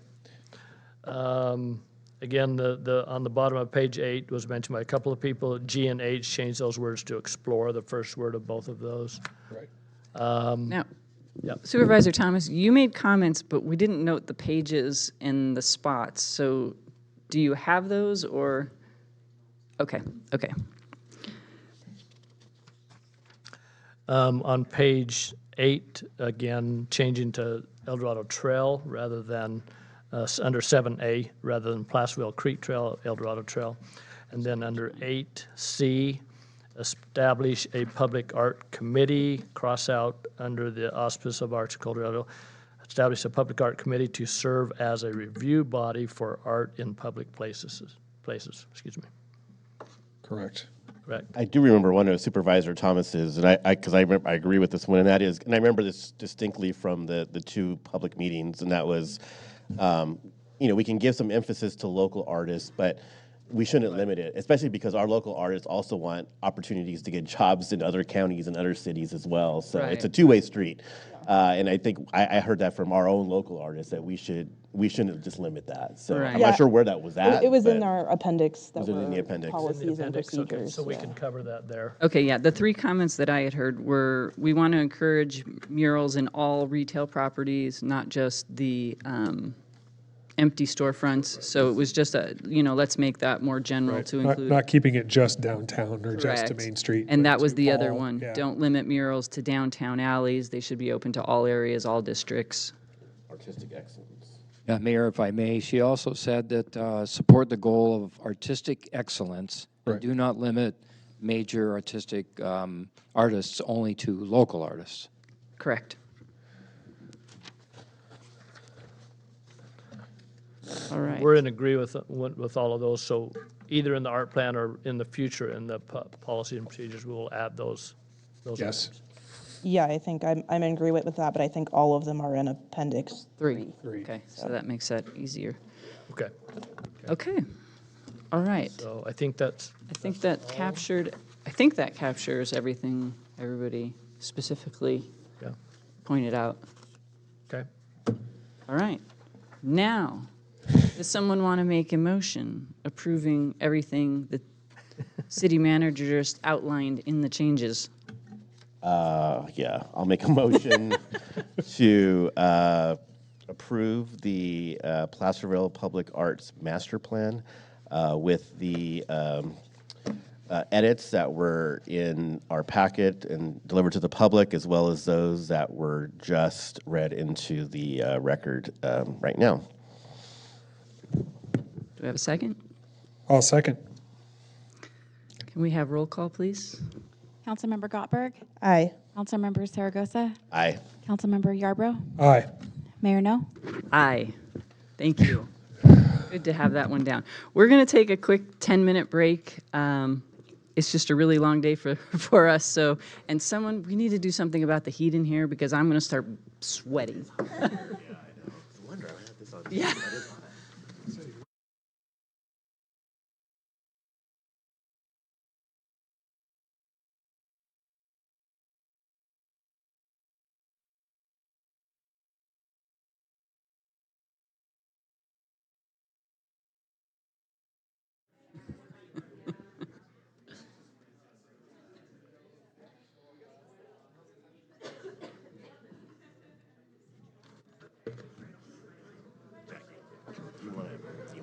Yeah, I'll do it if you're okay with it. Yeah, I'll make that motion.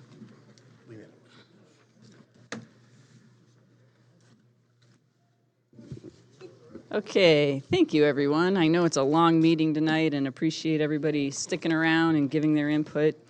At this time, I want to make a motion to move 12.7, which is the Navigation Center, to the next item, if my fellow council members would consider that. I would second that motion. Do we do? I agree. Okay. All those are. Do we need to do an official roll call? As long as there's a Consensus. I'm good with that. Okay. Okay. All right. So let's put 12.7. Gives you a second to pull that. That's review, report, and presentation from El Dorado County on potential changes to the County Navigation Center and provide direction to staff. Mr. Morris. Thank you, Mayor and Council. I'm not going to go through all of the detail in this. And in fact, I'm going to fairly quickly invite Supervisor Thomas to come up and actually detail what the plans are going forward. I did want to correct at least one thing. There's one thing in the report that is not correct. In August of, I think I've got these dates right, the Board of Supervisors, I put in here that they approved the Perks Court site. That was a mistake on my part. That was not approved. It required a 4/5 vote, and it was only approved. It was only obtained a 3-2 vote at that time, and so that was not approved. I do want to note, though, that there was somewhat agreement on the staff level. We thought that's the direction that it was going, and then it was not approved at that level. So At this point, what is before you tonight, as you know through previous comments that we've made, El Dorado County is proposing to move the the proposed navigation center, which had been approved at the old sheriff's site at 300 Fairlane Road Court, and moving that to 300 Forney Road, which is next to the jail. It's interesting, they're both 300, but that is the proposal, is to move it to that site. And in addition, there's some added facilities that are being recommended as part of that also. So that's where I would, there's some more that I would like to add once they are done in terms of recommendations that we have for that going forward. But at this time, I'd like to invite Supervisor Thomas and county staff up, if they would, to present what is being proposed so that we all are on the same page, and then we can go from there. Sounds good. Thank you so much. We really appreciate you moving this item up. Our staff is, we have Timlin Janes, Assistant Director of Health and Human Services, with us today. We have Jennifer Rogers, who is the Deputy Director of Community Service. We have Emma Owens, who's a Principal Management Analyst with the CAO's office. And we have Jim Deal, the Chief Assistant Director of Health and Human Services. So really appreciate you accommodating. They've had long days too, and I really appreciate that. So it's a pleasure to be with you today. As you know, we've all been dealing with the unhoused and the homelessness for quite a while. And so it's my pleasure. I'm not going to go into the background. We all know how we got here. I'd like to just articulate where we are with the Navigation Center and have a discussion on how we're going forward. So it all began with a shelter crisis declaration on April 19th, 2022. And we all remember the large encampments on Broadway and throughout our county and city had gotten out of hand. And we were all wrestling with how we could enforce our no camping ordinances. We were, right off the Caldor fire. That just terrified our residents, our business owners, the thought of illegal campfires getting out of control. And we were wrestling with how to address that. On September 2022, the board directed the development of a navigation center at the old juvenile hall until a permanent one could be constructed at 300 Fairlane. And that was where the old sheriff's office is, right next to our county offices.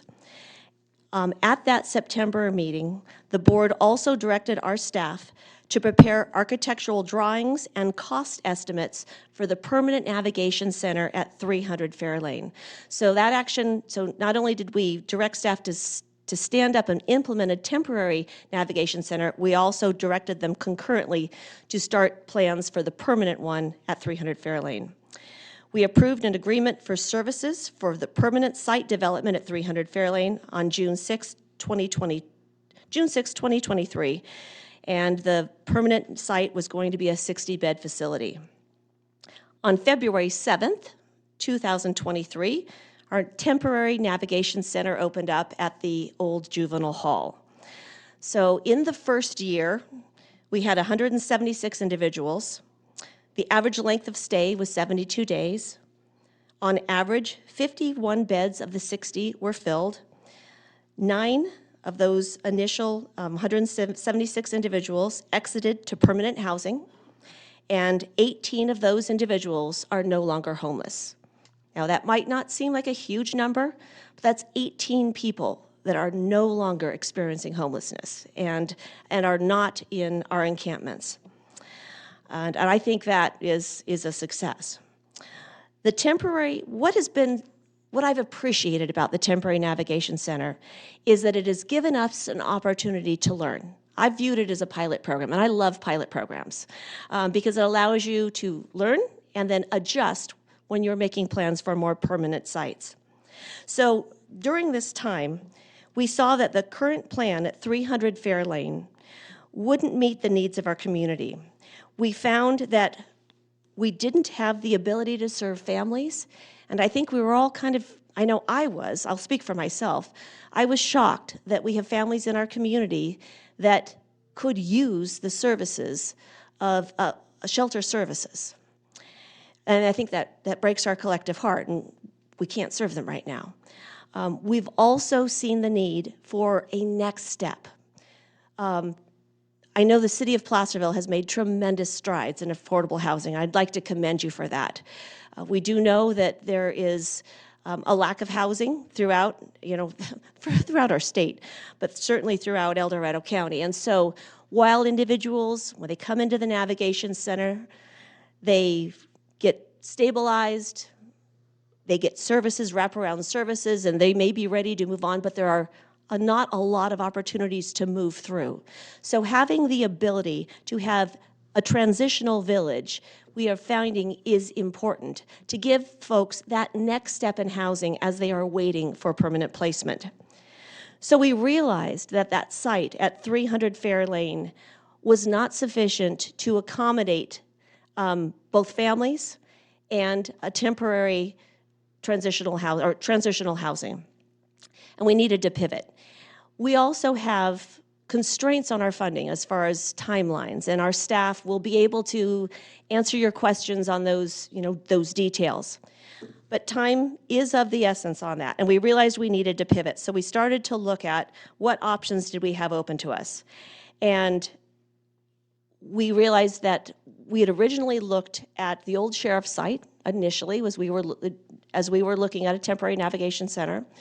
And at the time, that was not possible, largely because the relationships that were needed to make that happen were not in place. And through new leadership, new opportunities, people looking at things in fresh new ways, the relationships have been formed that we have a very productive relationship between Health and Human Services and the El Dorado County Sheriff's Office. And it's been really quite an amazing thing to see, very collaborative. And we've also realized that having the NAV Center and transitional housing in one area, albeit a separate site, and the area around the jail could accommodate those two aspects. They won't be next to each other, but they will be at the same site. Number one, it will be financially feasible, and it would give us the ability to serve families and have that next step in housing in the same general area where behavioral health services and self-sufficiency services could be in one site. So we are looking to modify our agreement for services with Vanier Construction, and we cannot move forward with the construction or the details of this site without board approval. So we are looking, also, we can't move forward with modifying the design of the site, getting the details planned, and the cost estimates without board approval. So we are looking at doing that on May 21st. That will be on our agenda. I do want to apologize to the city. We had a tight time. Well, let me back up a little bit. As we were recognizing that 300 Fair Lane couldn't serve what we needed, we couldn't accomplish what we needed it to accomplish at that site, our staff got to work to explore the feasibility of the land by the jail. A lot of work had to be done to test the soils to see if the compaction was right, if it could support that kind of building in these sites that we had identified.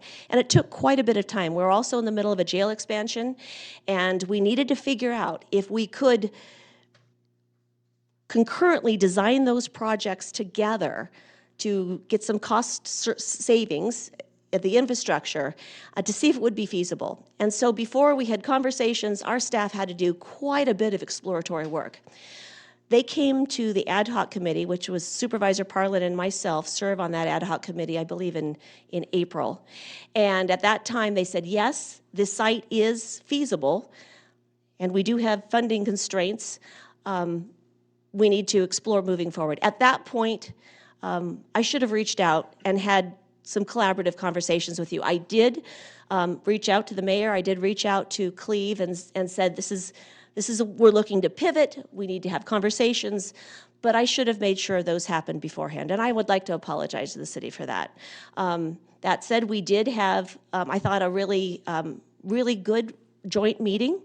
And we have adjusted our staff report and our agenda item on May 21st to include that if the board approves this pivot to this new site, the action will finalize criteria documents for this new site, but that will include meetings with stakeholders on site and program design. In our joint meeting, we heard loud and clear that we have opportunities in this new site to make decisions on the design of the site to mitigate any community concerns. And also part of our agenda item will be to have robust communications and conversations with stakeholders, which include the neighbors around the jail site, the business community, and look at how we might mitigate their concerns. So we do have,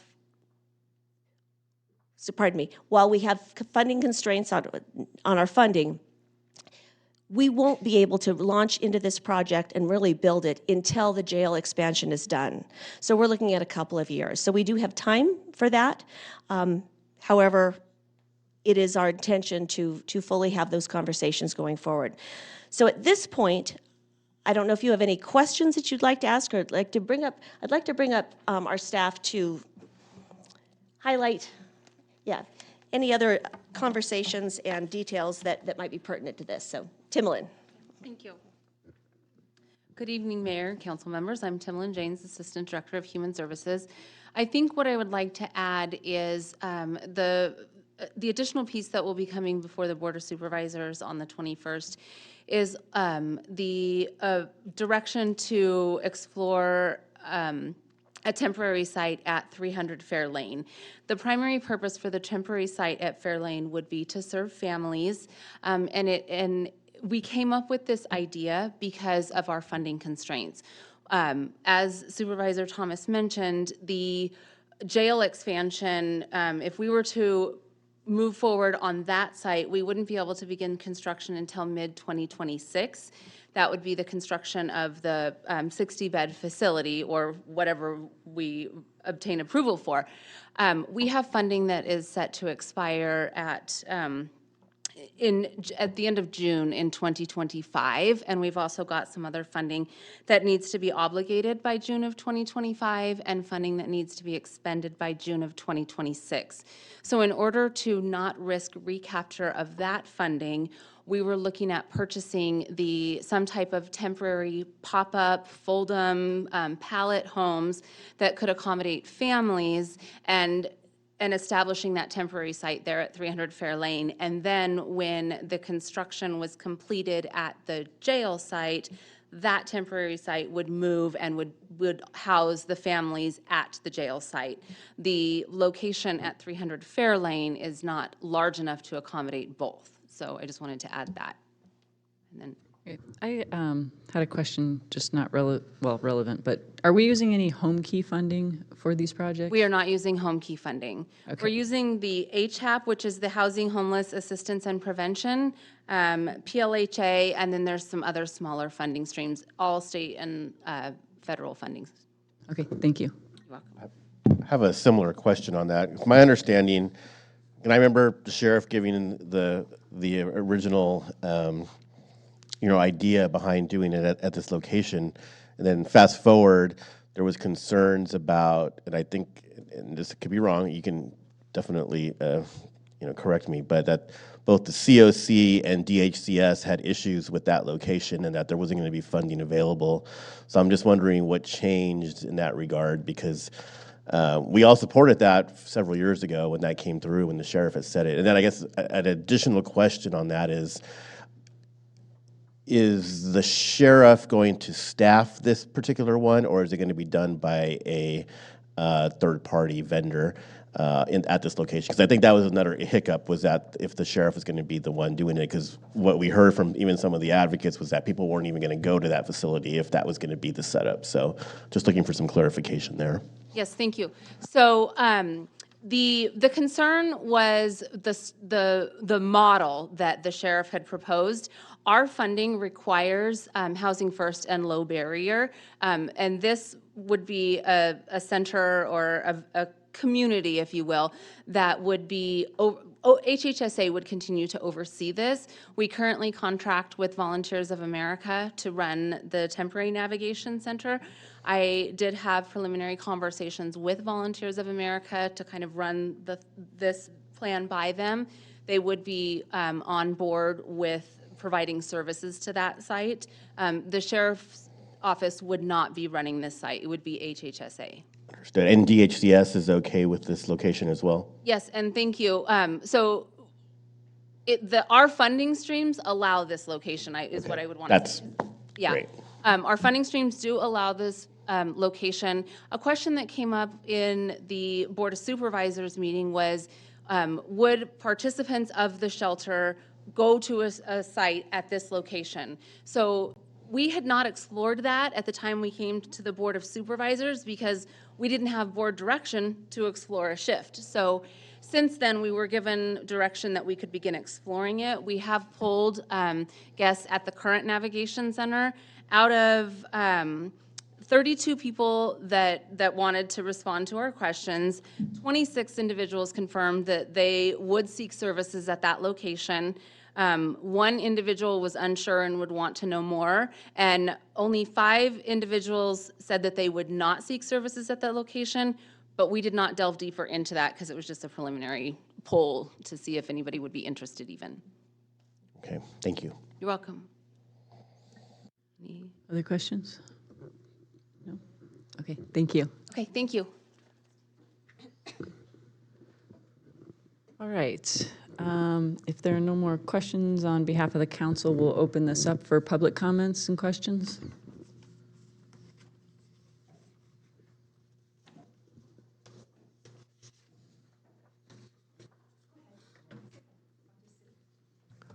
Mickey Kaiserman as a citizen of Placerville. If you do I understand the need for the housing for families. That is really a critical piece. But once you build that, what guarantees? Once you build it, what guarantees you're going to move it? Once you build the other facility, is it just because it's tough to take something down once you've built it, and it will stay there, in my experiences. Great. We'll take all the questions and then we'll let them answer. Yeah.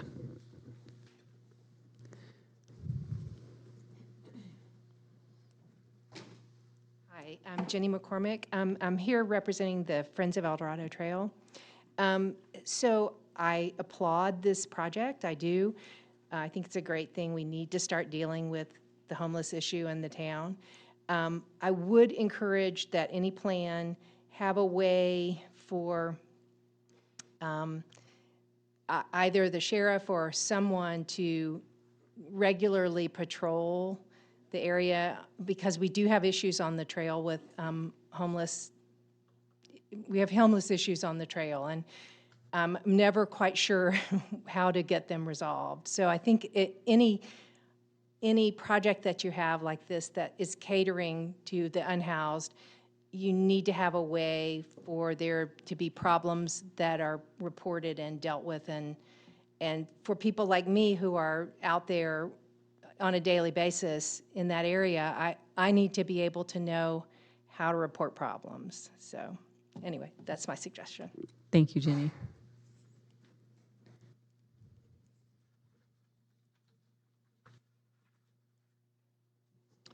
Peg Vanderkar, resident of Placerville, and I'm also representing Housing El Dorado. I'm the secretary there. I would like to lend the support of Housing El Dorado to this project. We think it's a good idea in the knowledge that we have now about what's being proposed. The last speaker made a really good point. I would support that too. There needs to be some kind of assurance that, assurance that the trail is usable by everybody.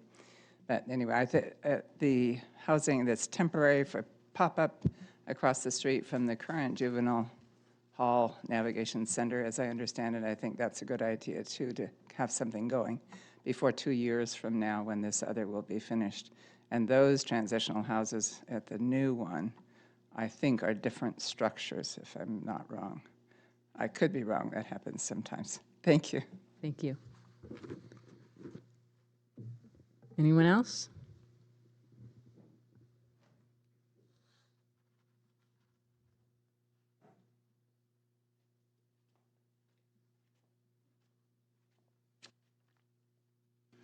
Clock's already lost 20 seconds there. It's not working at all. That's fine, as long as you can set it. It's because it's too hot in here. It's because it's 80 degrees. I will try not to look at it then. In that case, Jonathan Gainsborough, I've been coming here speaking almost weekly up to the wonderful opening of the Navigation Center, February 7th last year. Congratulations on the first year of taking the disopprobrium off of our county as being one of only 4 of 58 counties that refused to open a shelter over the last decade. We finally have stepped up. I commend you, City Council, and the county. Don't worry, you've only used up 19 seconds. I'm timing you. That's encouraging, thank you. I was going to give a parable about a city called, a town called the Town of Proper Care, and how they were deeded a 15-bedroom mansion that was a fixer-upper. There was a world-class plumber and carpenter in the town, and when they put it out for bid, the carpenter and the plumber both got the job for their appropriate areas of expertise.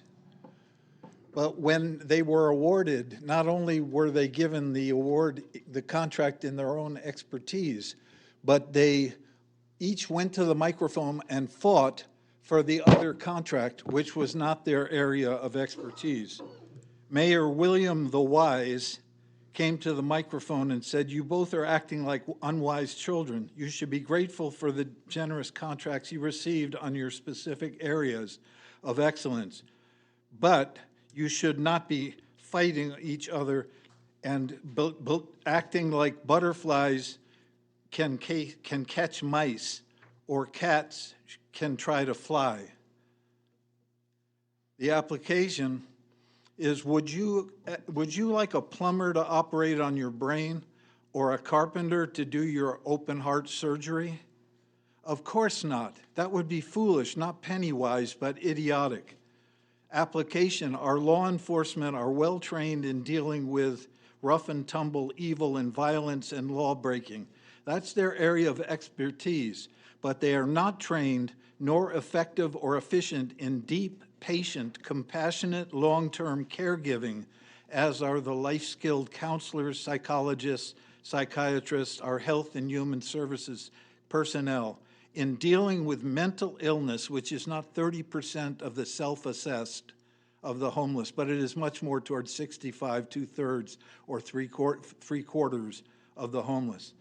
Alcohol recovery, lifetime permanently traumatized, broken lives of the homeless. Yes, 16% responded positively to or negatively to not going to it, but we've got 500 homeless out there. If you survey not the tip of the iceberg, but the 7/8 that sank the Titanic, that was 1,200 feet under the water.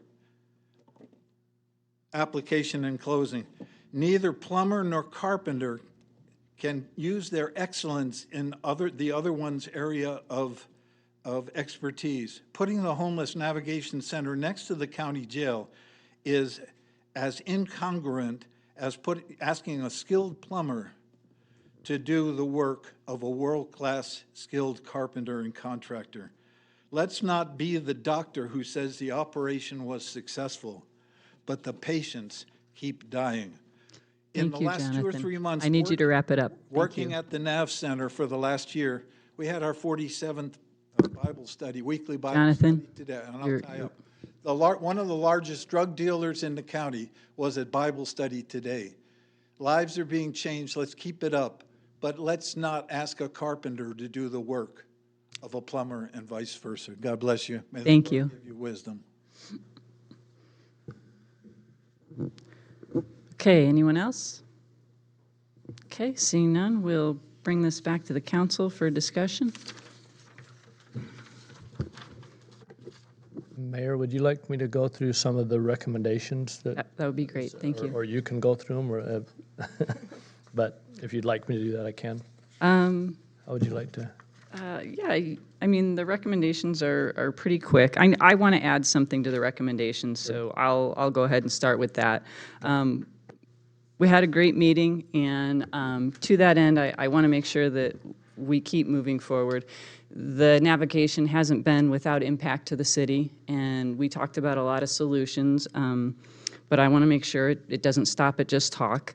I would like to see us, as part of our support for this, have an agreement with the county to sign an MOU in 3 months so that we have an understanding of who's going to do what. We have that thorough conversation about the impacts to the city. The police chief is compiling some of those details. Maybe I should go into those. I assume everybody knows that it does have an impact to the city, to the businesses, to the residents.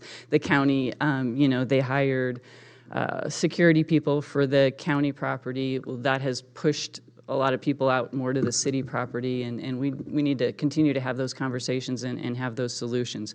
When we look at the stats for the navigation, 79% of those referrals are coming from outside of our police department. And we need the county to acknowledge the burden that they're bringing into the city and that they have those fair share of costs of mitigating that, because I don't think that we have the resources to do it by ourselves. And so, this is something that nobody wanted in the county anywhere, and it's coming here. And so I think that it's reasonable that we have an MOU with regards to police services and how that's all going to be worked out. I've also been looking at other statistics that they're just alarming to me, and I want them to be, acknowledged as we move forward with these agreements. When I look at our police report for today, we have 14 transients who are registered sex offenders. 6 of them are high risk. 3 of them are moderate high, 3 of them moderate low. If you look exactly a year ago, in our April report from 2023, when we were still moving everyone into it, the city had 12 transients as sex offenders, 1 high risk, 1 above risk, 2 average risk. And I'm not saying that the navigation center is the reason, but I want to explore and find out and make sure that we look at all of the effects that navigation center is having on our residents and the risks, and that we're just able to mitigate all that and bring the safest community possible. So that's my reasoning and request. If you want more details, I can ask the chief to explain.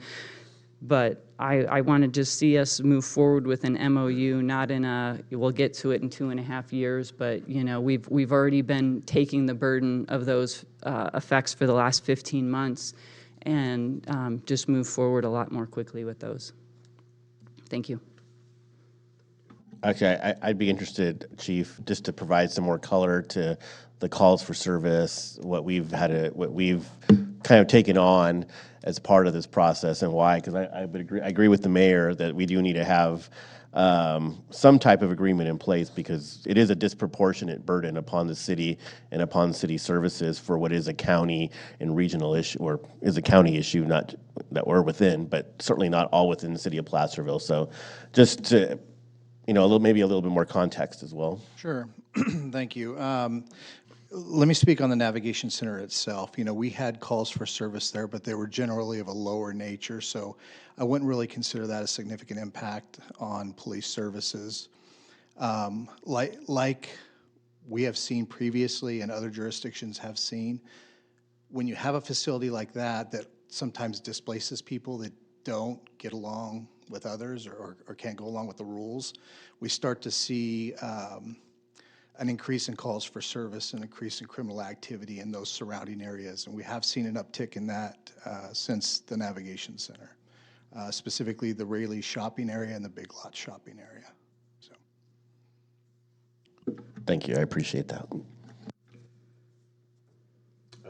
Just to add on to the mayor's, I agree with everything the mayor said. I do think we need to have some sort of formal agreement in place. The chief has his unit that he put in place to really deal with quality of life issues within the city of Placerville. And, what's happened with that to a degree is that it's been supplanted by having to deal with just calls for service on homelessness, as opposed to we have, a bad neighbor somewhere, or we have something going on in a neighborhood.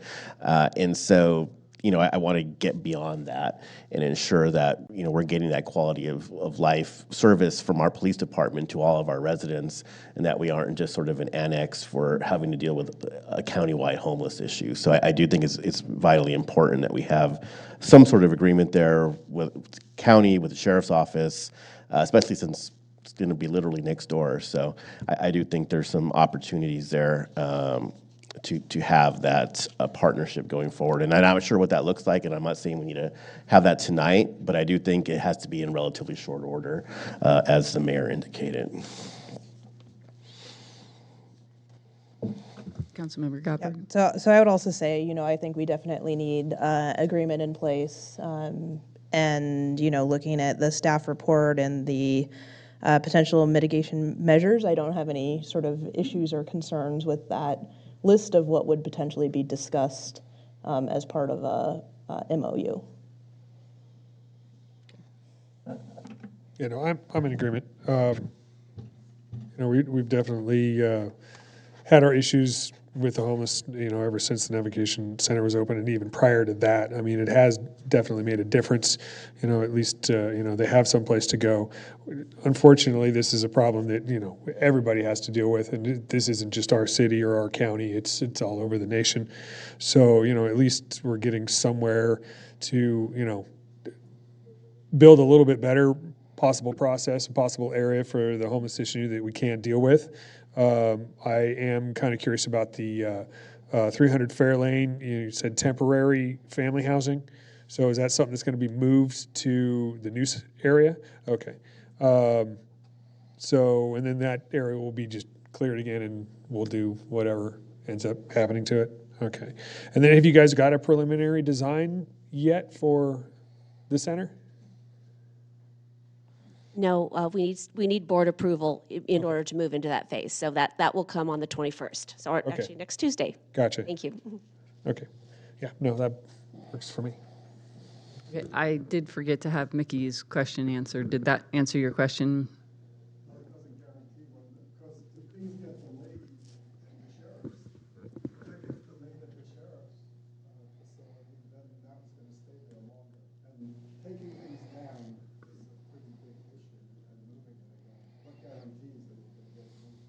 I'll let Supervisor Thomas address that. Thank you.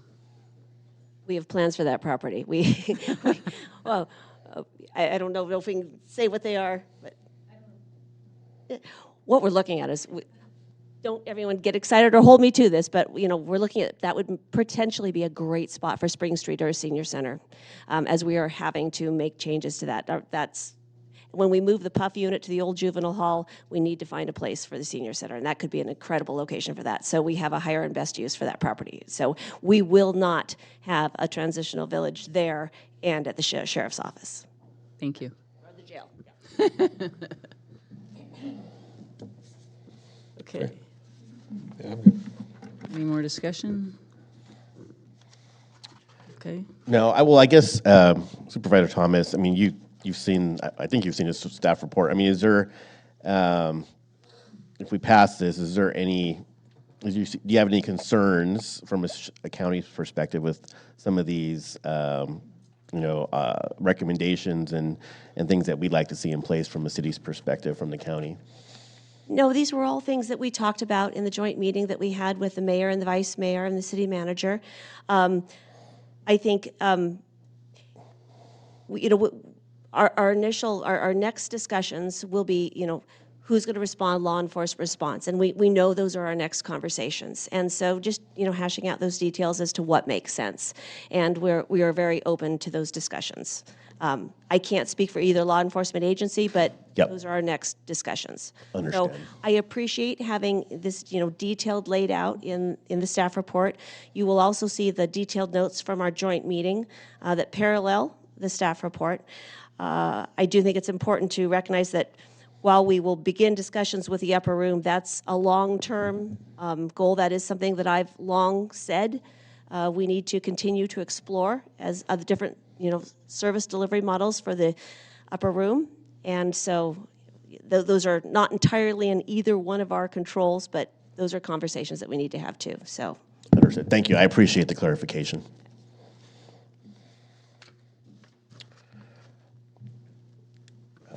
you want to make a? Yeah, I'll take a stab at a motion here. So I will move that we approve the mitigation, the recommendations for mitigation as outlined in staff report, and in addition to Mayor No's suggestion, and provide support, public support for the new location next to the jail. As long as we can have an MOU. As long as we have the MOU, yeah, right. As long as these other issues are resolved with the MOU, within the MOU. Oh, and that MOU should be in effect within 3 months as well. I'll second that. I have roll call, please. Councilmember Gottberg? Aye. Councilmember Zaragoza? Aye. Councilmember Yarbrough? Aye. Mayor No? Aye. Thank you very much for staying late and having that conversation with us. We appreciate it. Great. Okay. It says 62. I know.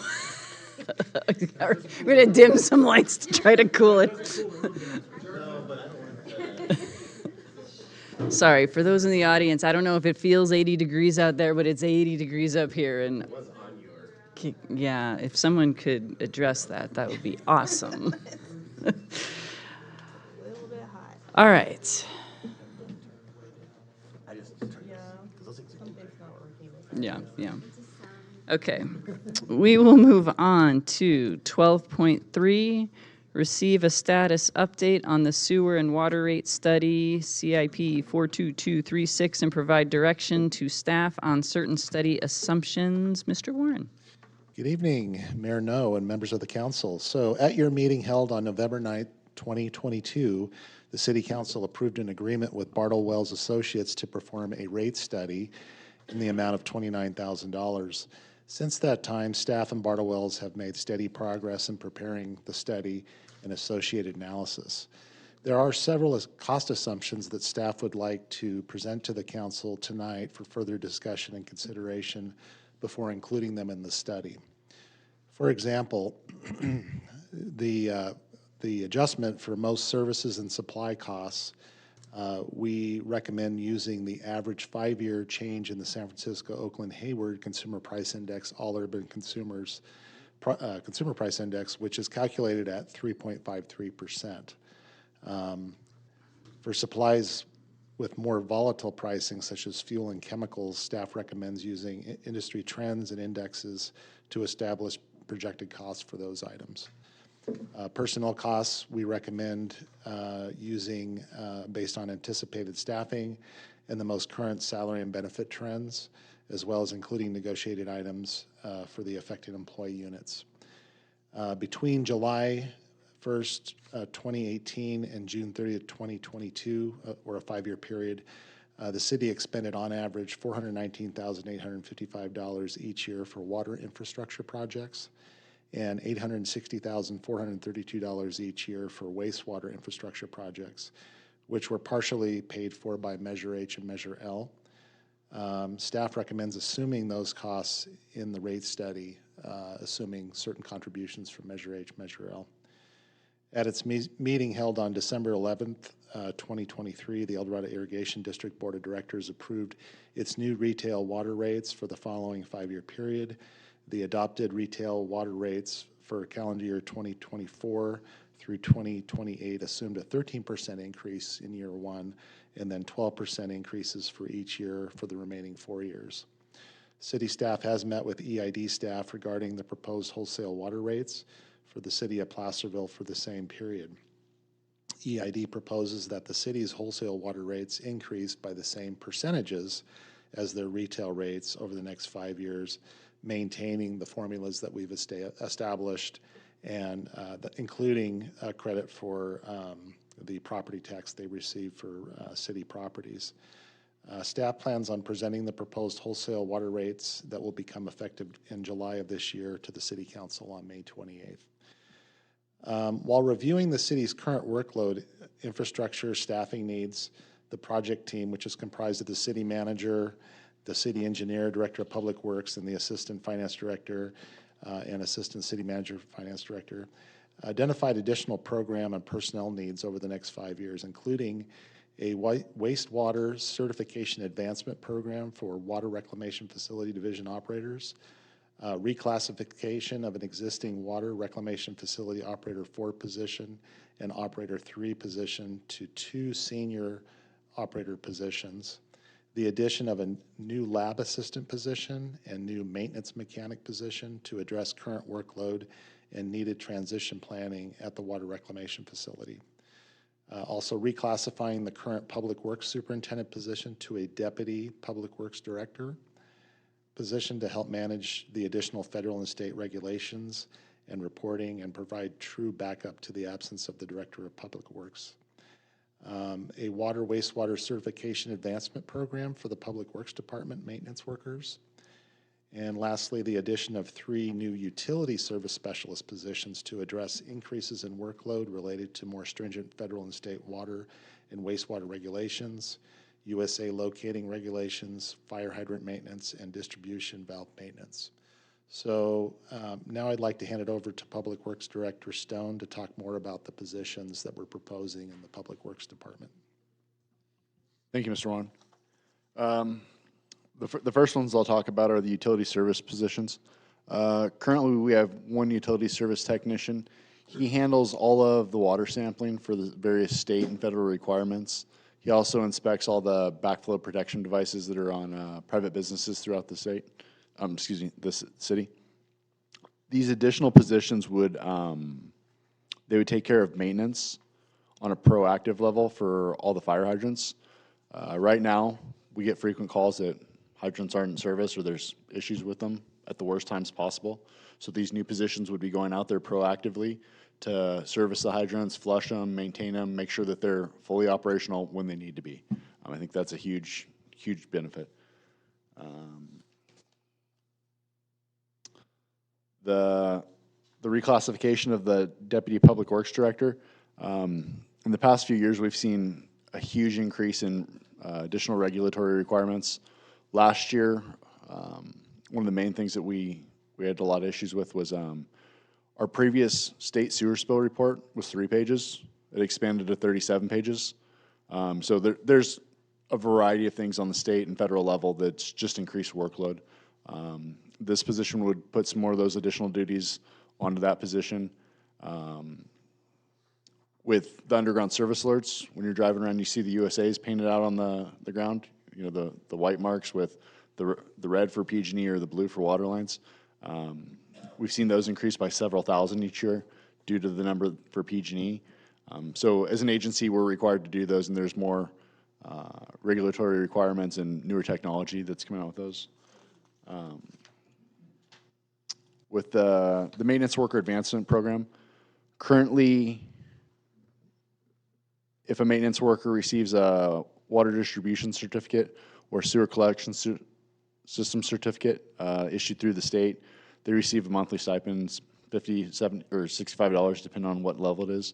What this would do is, if they were maintenance worker 1 and they'd met some other criteria such as having satisfactory reviews, being with the department for a year, this would automatically upgrade them from being a maintenance worker 1 to a maintenance worker 2. So hoping to incentivize that and retain some of the talent that we've got. Any questions?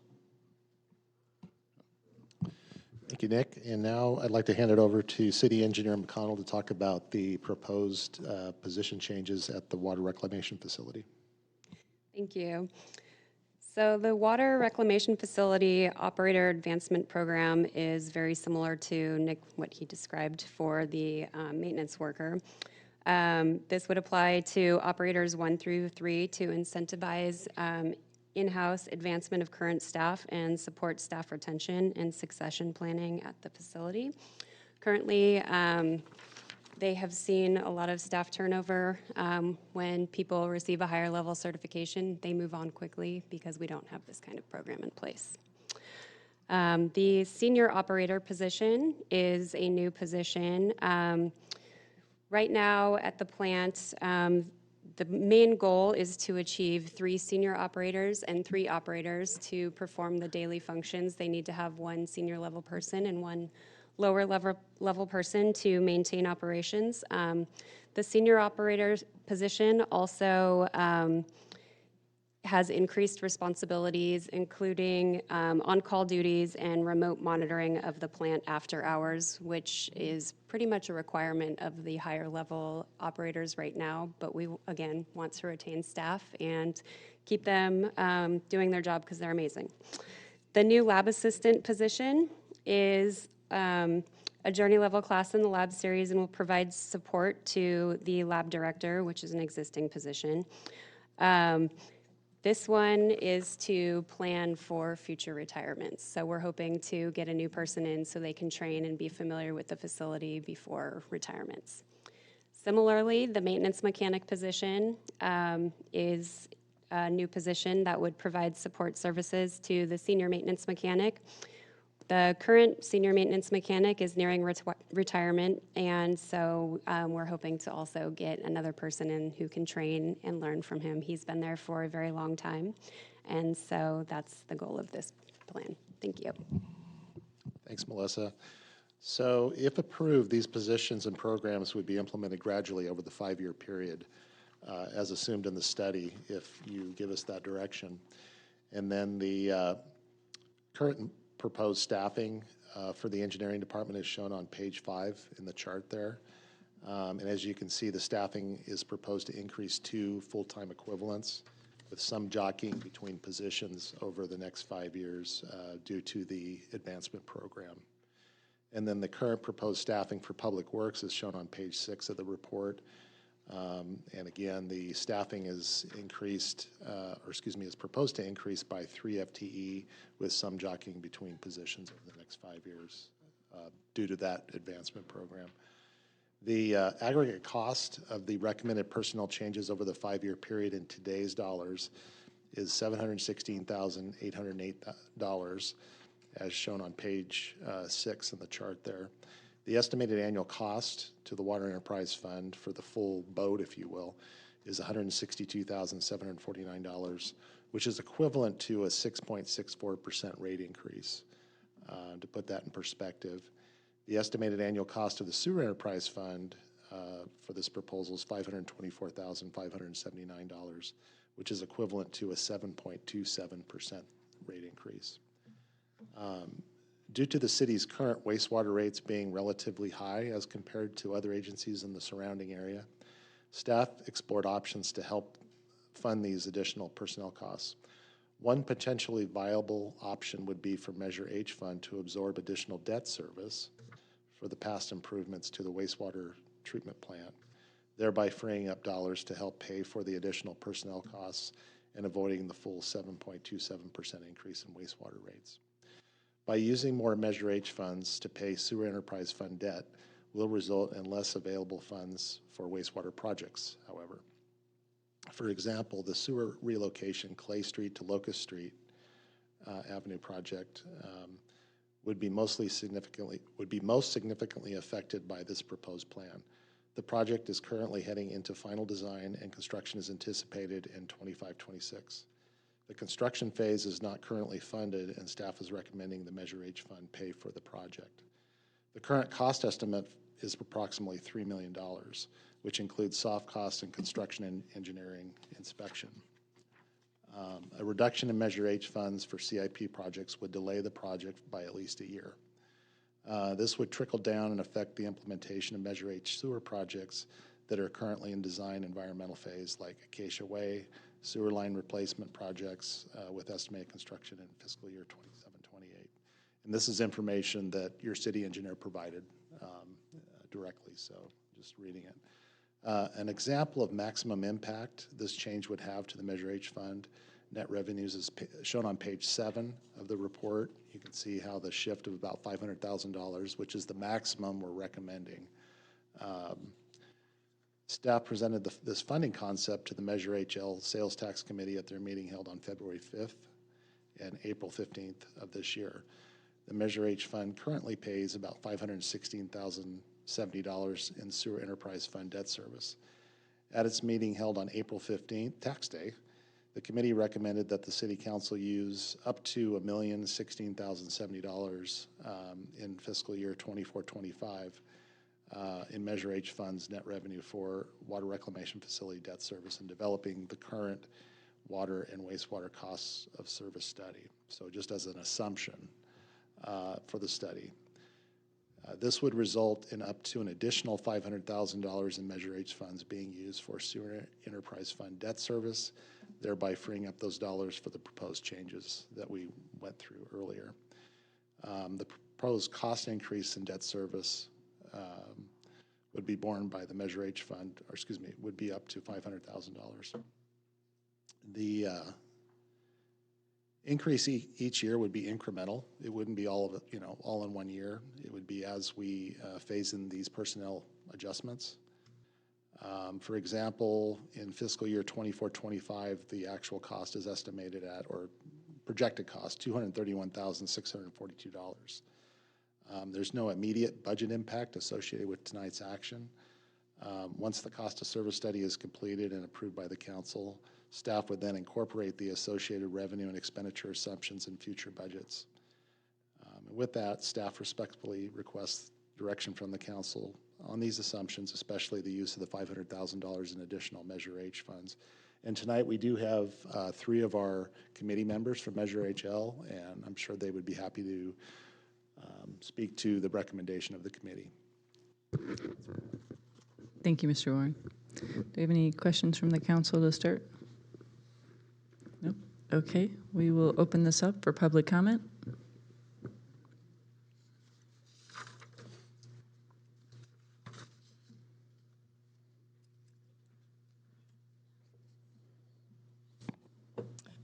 Sue Rodman, resident of Placerville and Measure H&L committee member. I support the efforts to control the rate increases. Sue, could you hold on just a sec?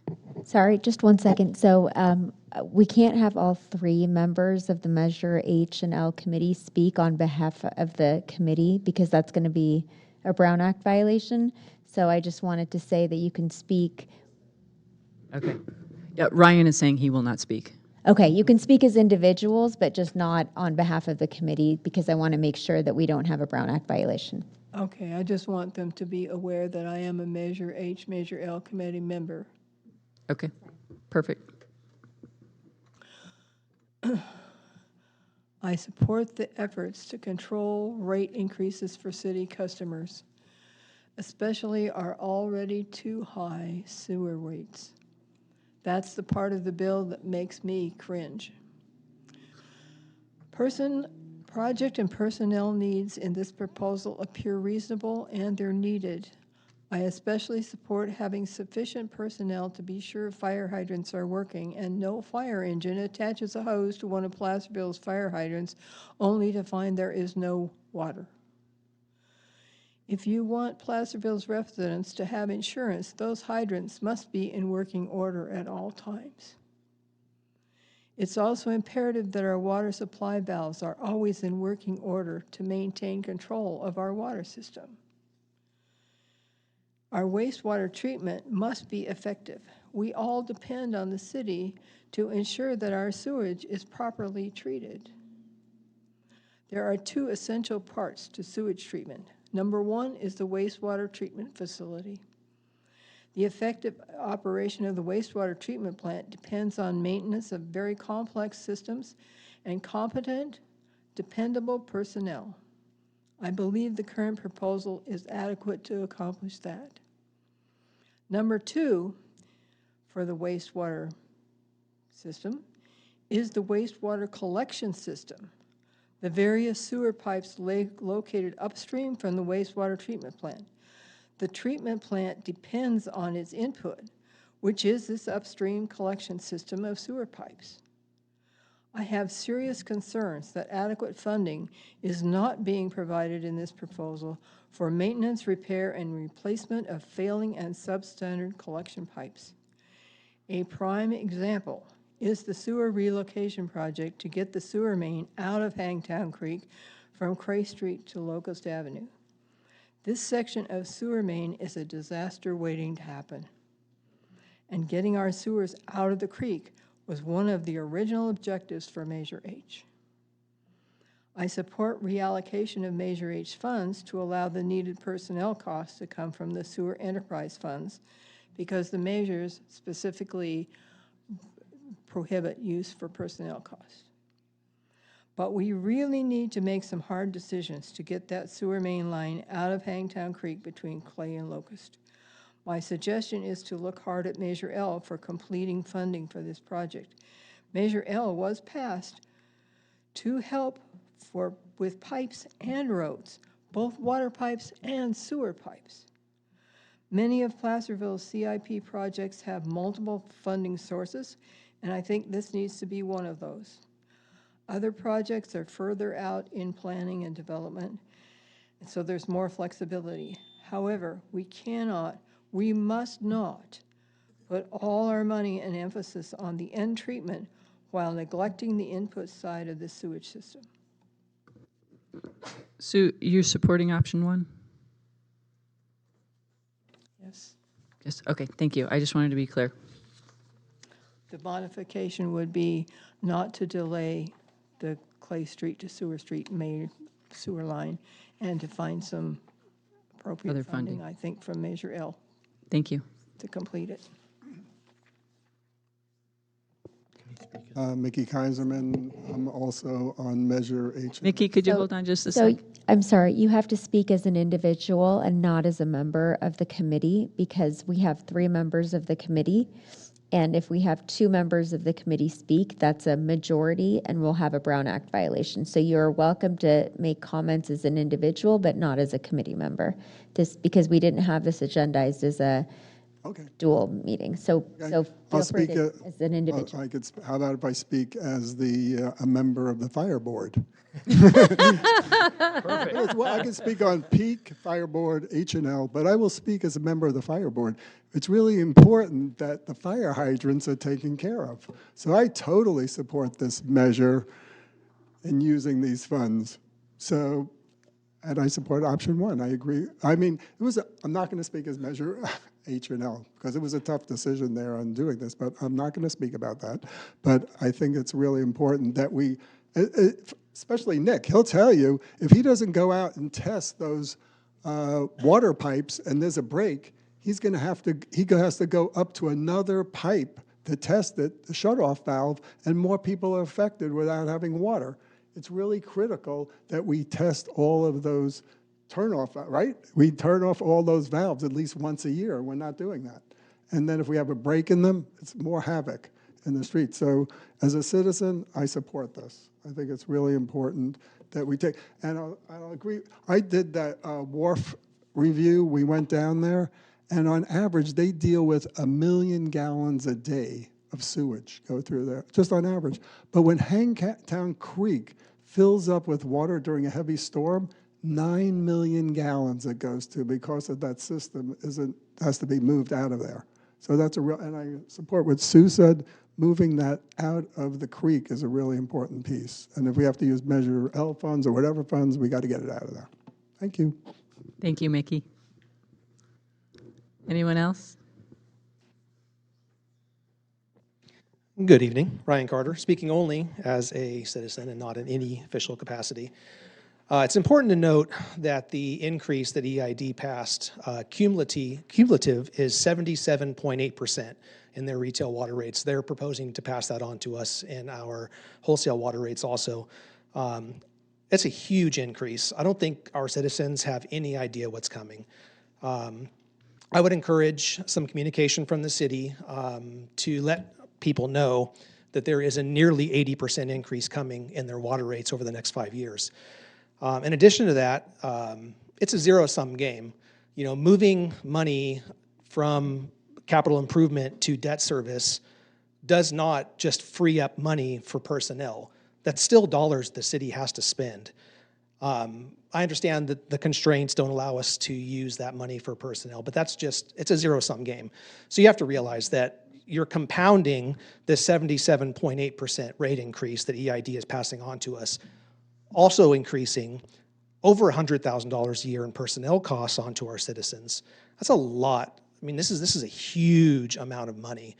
I think it's important to note that just in an earlier item, we were talking about $2,400, I think actually $1,900, and we're squabbling over whether we can afford $1,900. We're talking about $500,000 plus an almost 80% increase in the rates. I don't support any of this. I didn't support the EID. I spoke against the EID increases. I understand why they did it. It's exorbitant. It's ridiculous. And they're passing it on to us. We're going to pay it, whether we like it or not. We can't afford any of this. I don't know what the solution is.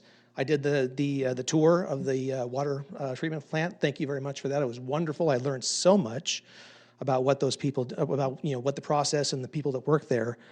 But I don't know what the solution is, but spending all of this money is not the solution. We cannot afford this. If you can't afford $1,900 for the wagon train, you can't afford millions of dollars in increases in rates and personnel for water treatment. Thank you. Thank you, Ryan. Anyone else? Seeing none, we'll bring it back to the council for discussion.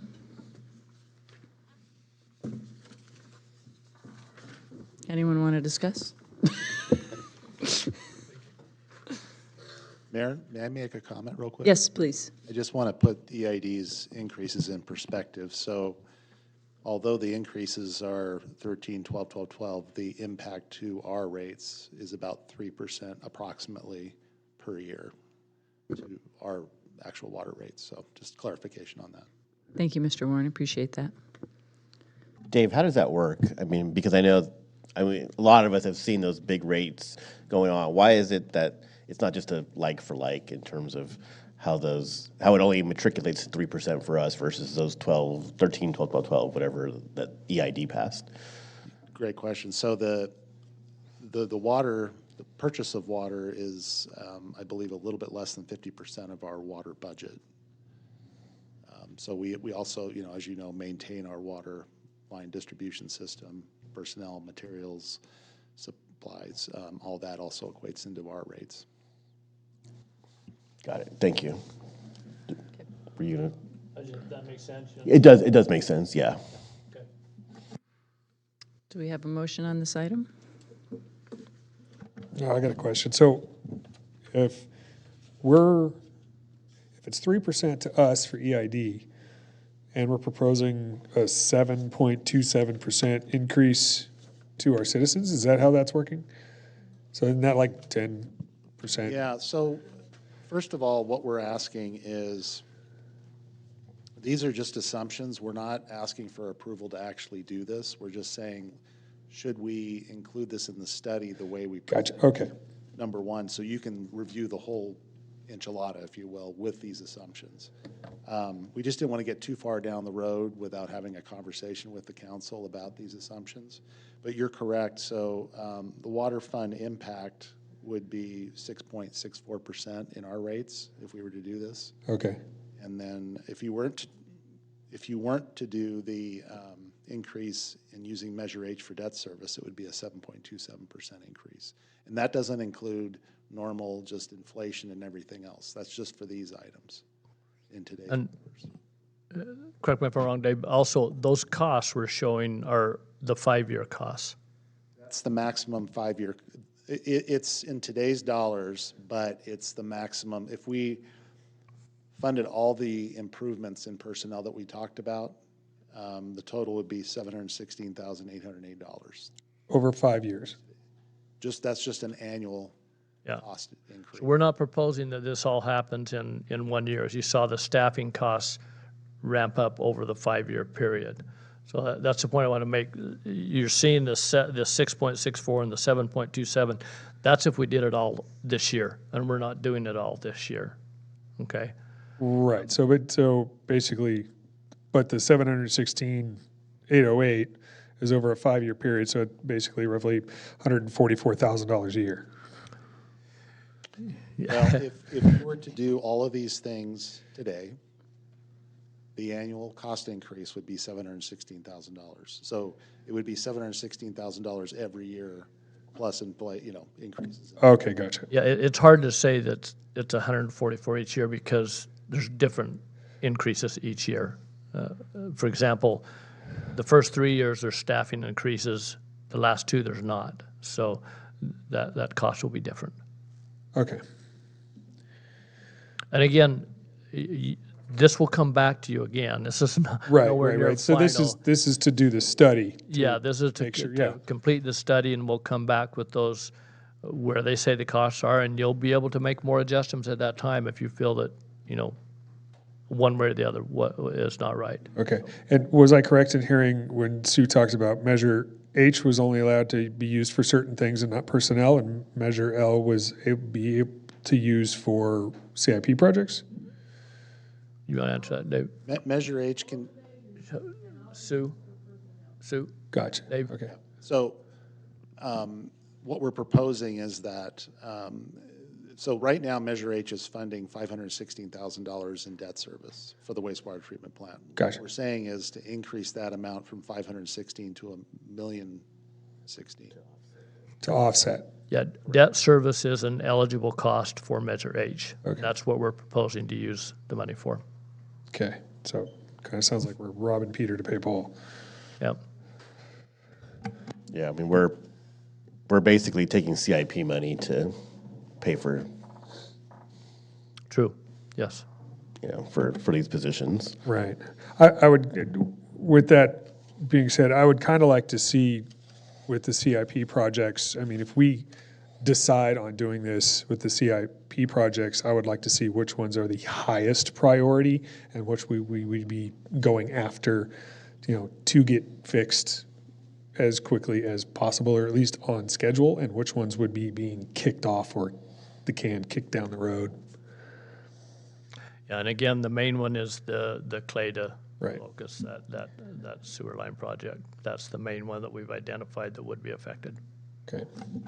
I mean, I guess, the one thing I'd want to see in this, and it doesn't have to be in this study, but it's something that I would probably want to see in any vote, would be a 1-year off-ramp on each of these every, in that 5-year period, because I don't want to just roll it over into the budget, because this is a lot of money.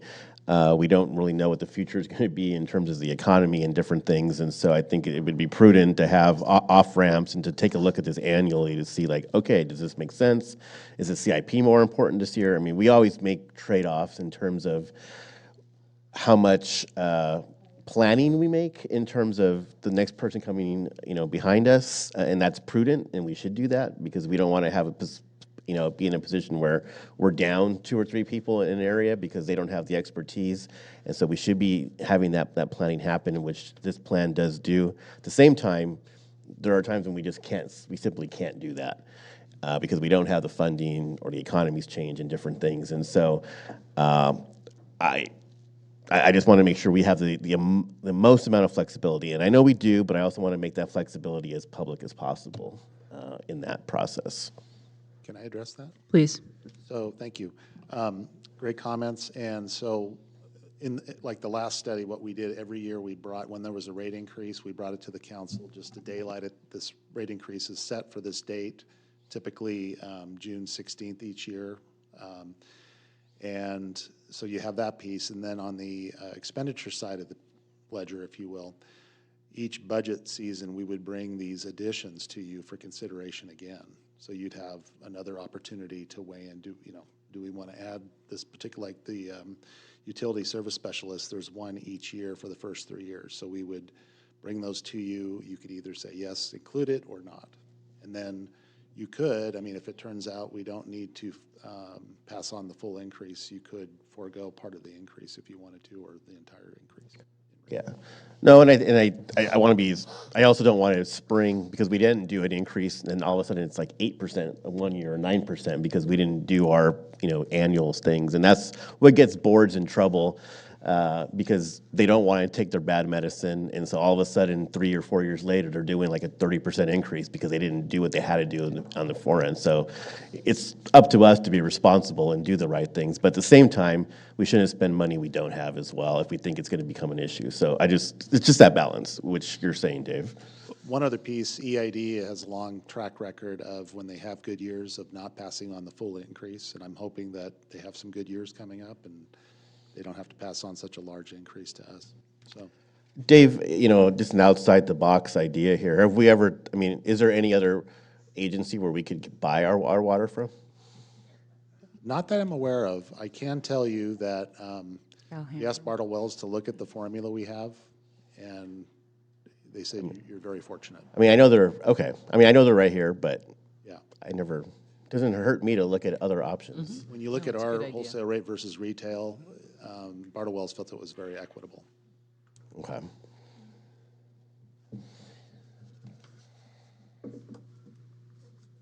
Any other questions, comments from the council? Does anyone have an appetite to make a motion? I'll make a motion to direct staff to assume the assumptions mentioned above, including in the Measure H fund, to expend up to $1,016,070 on the Sewer Enterprise Fund annual debt service for the cost of the service study, which is option 1. I'll second. We have roll call, please. Councilmember Gottberg, Aye. Councilmember Zaragoza, Aye. Councilmember Yarbrough, Nay. Mayor No. Aye. Thank you. Thank you. We'll move to item 12.4. Consider a recommendation for project funding by the Cannabis Community Benefits Committee for the City of Placerville. Provide direction to staff. Mr. Morris. Good evening, Mayor and Council again. Before you tonight, last year was the first time you did this, where you approved projects that were recommended by our Cannabis Community Benefit Committee for projects going forward.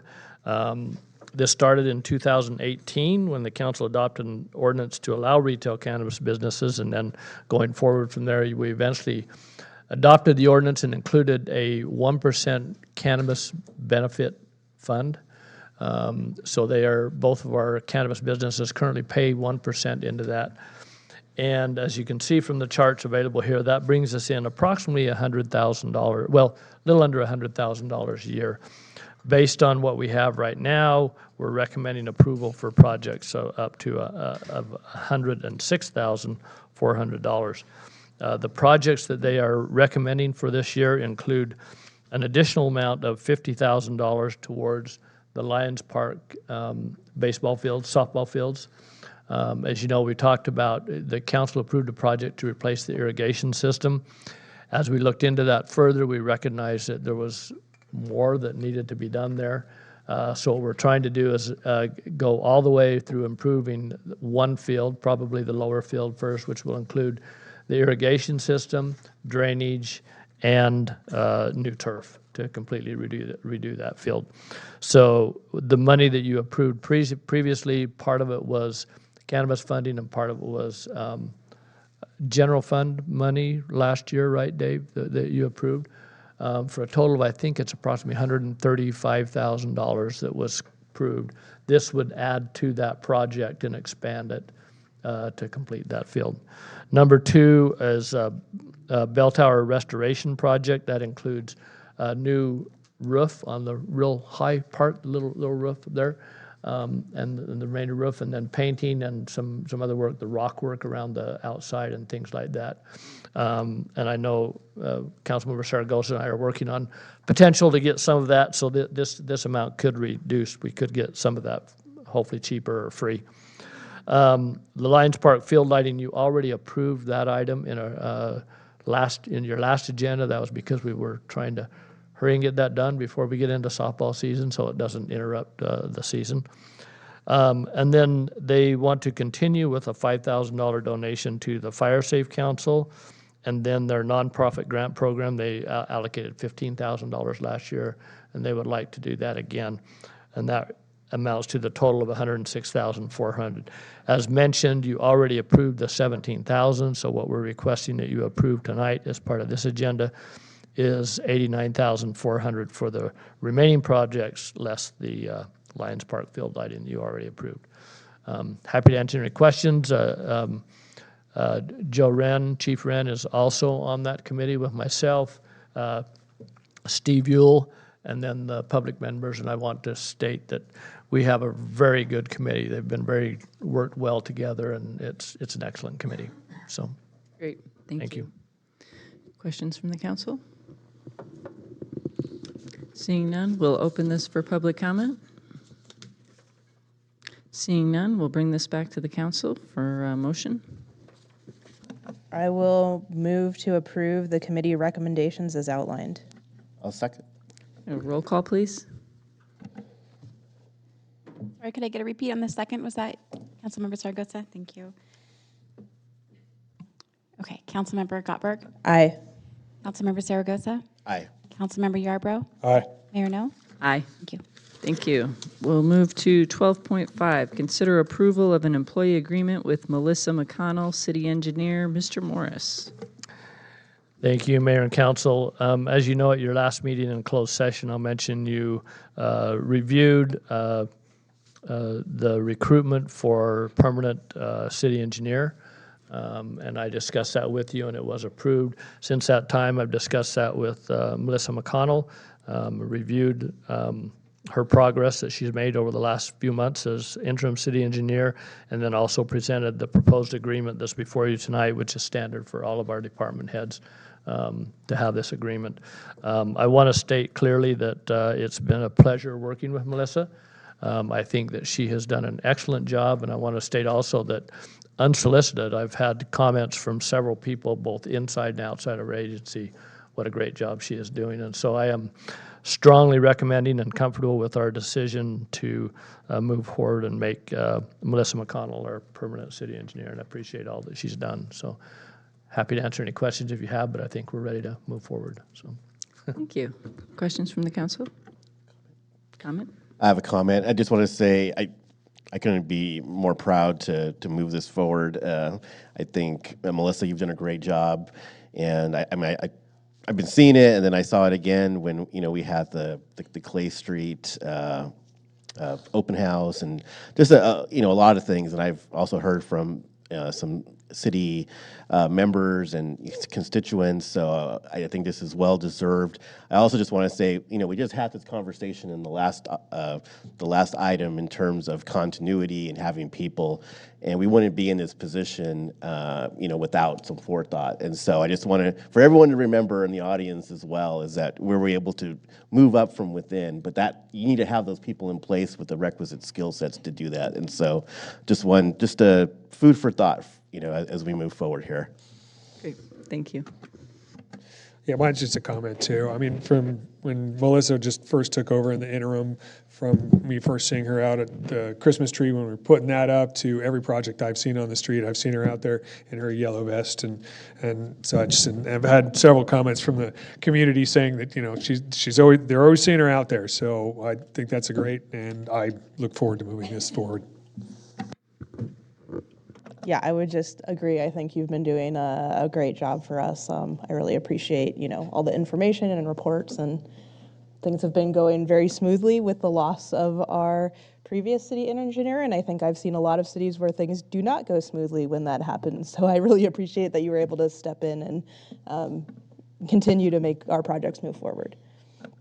Yeah, just want to echo my fellow council members. It's great to have another superstar department head. We have a great group, and I got to wait for the public comment, please.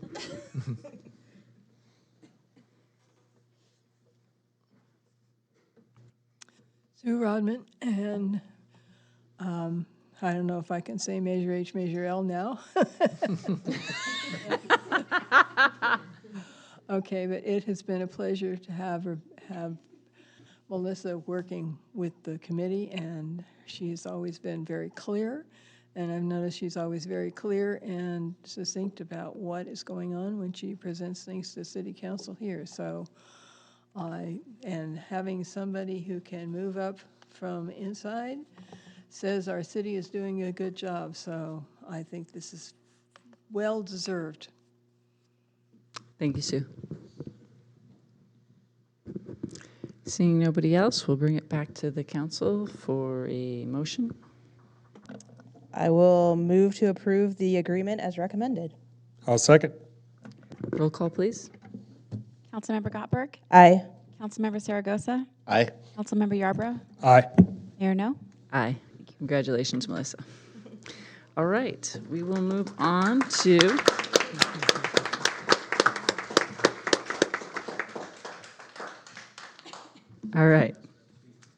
move on to What?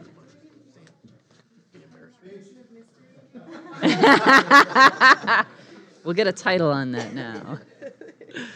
All right, 12.6, consider approving a construction contract with Doug Veerkamp General Engineering in the amount of $24,996 for the El Dorado Trail Repair Project, approving a $35,000 budget appropriation from the General Liability Fund unassigned fund balance for said project, and finding that the project is exempt from CEQA pursuant CEQA guidelines, Section 15301. Ms. McConnell. Thank you, Mayor Noe and City Council. So the item before you this evening will approve a construction contract with Doug Veerkamp General Engineering for the El Dorado Trail project. In February 2024, the engineering department was notified by a member of the public that there was significant damage to the trail pavement near Centennial Drive. Engineering staff reviewed the damage and immediately notified the Community Services Department since they oversee the trail. There was evidence of recent tree removal directly next to the pavement failure, in addition to tire tracks in the mud along the edges of the trail. Staff then contacted Doug Veerkamp General Engineering to meet on site and review the damage and request a quote for the repairs. The proposed scope of work includes removing fence posts and boards through this section of the failed pavement, excavating, reconstructing, and stabilizing the embankment, removing the pavement and regrading the trail, paving the regraded section at an average compacted depth of 3 inches using half-inch hot mix asphalt, rebuilding the fence posts, resetting the fence boards, and restriping 105 feet of the yellow center line stripe. All of that work is required because the pavement basically sunk 10 inches along the edge of the trail, kicking out the embankment, so the embankment has to be restabilized. The negotiated time and materials contract with Doug Veerkamp General Engineering is in an amount not to exceed $24,996. Staff is also recommending a $35,000 budget appropriation to cover the project costs. Since the time when the staff report was prepared, staff has continued to investigate what caused the trail damage. There was evidence of tree removal, utility overhead pole replacement work, and other vegetation management along the trail. Just yesterday, PG&E reviewed the trail damage and concluded that their work had caused the damage. And so they are in process of generating a claim for these damages. That concludes my verbal report, and I'm happy to answer any questions you have. I just add that quickly. So we are still asking that you approve this, but we'll continue to follow up, and hopefully we'll get fully reimbursed for this cost. We'll go back into the general liability fund that we're taking this from. So that was good news. We finally got to the right person and got them to accept the claim. So Great news. Questions from the council? Open this to the public. Ryan Carter. I'm glad to hear. My comment was going to be, I'm looking forward to the outcome of the investigation. I'm glad to hear that we found out that PG&E was responsible, and great job, guys. Thank you.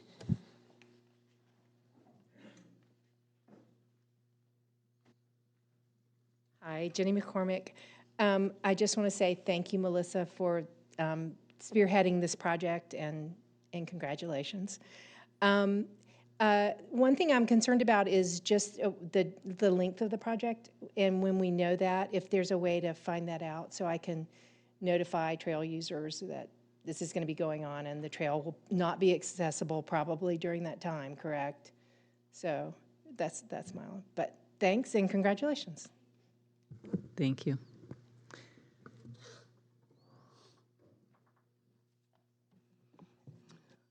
Sue Rodman, and I'd like to congratulate Melissa on moving fast on this, and aren't we lucky that we have a contractor who's capable of doing this kind of work and loves Placerville enough to chip in and help whenever we call him. Thank you. Yes, we are. Okay, seeing no one else, we'll bring this back to the council for discussion and a motion. I'll make a motion to approve the work. I'll second. Roll call, please. Councilmember Gottberg? Aye. Councilmember Zaragoza? Aye. Councilmember Yarbrough? Aye. Mayor No? Aye. Thank you. We'll move to 12.8. Consider authorizing staff to submit an application to California Department of Housing and Community Development for the Permanent Local Housing Allocation Program Non-Entitlement Local Government Competitive Component and for additional funding for the construction of the Mallard Affordable Housing Project located within the ridge of Orchard Hill Planning Development at Mallard Lane and McIntosh Drive. Mr. Rivas, that was a mouthful. Say that 3 times in a row. Thank you, Mayor, members of the council. The Mallard Apartments is a 100% affordable housing project currently under development. The project is located within the Ridge at Orchard Hill Planned Development area. The project is funded by Community Development Block Grant funding.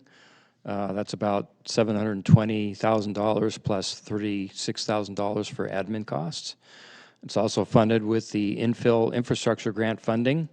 That's $1.1 million. It's also currently funded by the Competitive Permanent Local Housing Allocation Program funding. That's the HCD SB2 funding, and that's another $720,000 plus another $36,000 in admin to cover city administrative costs.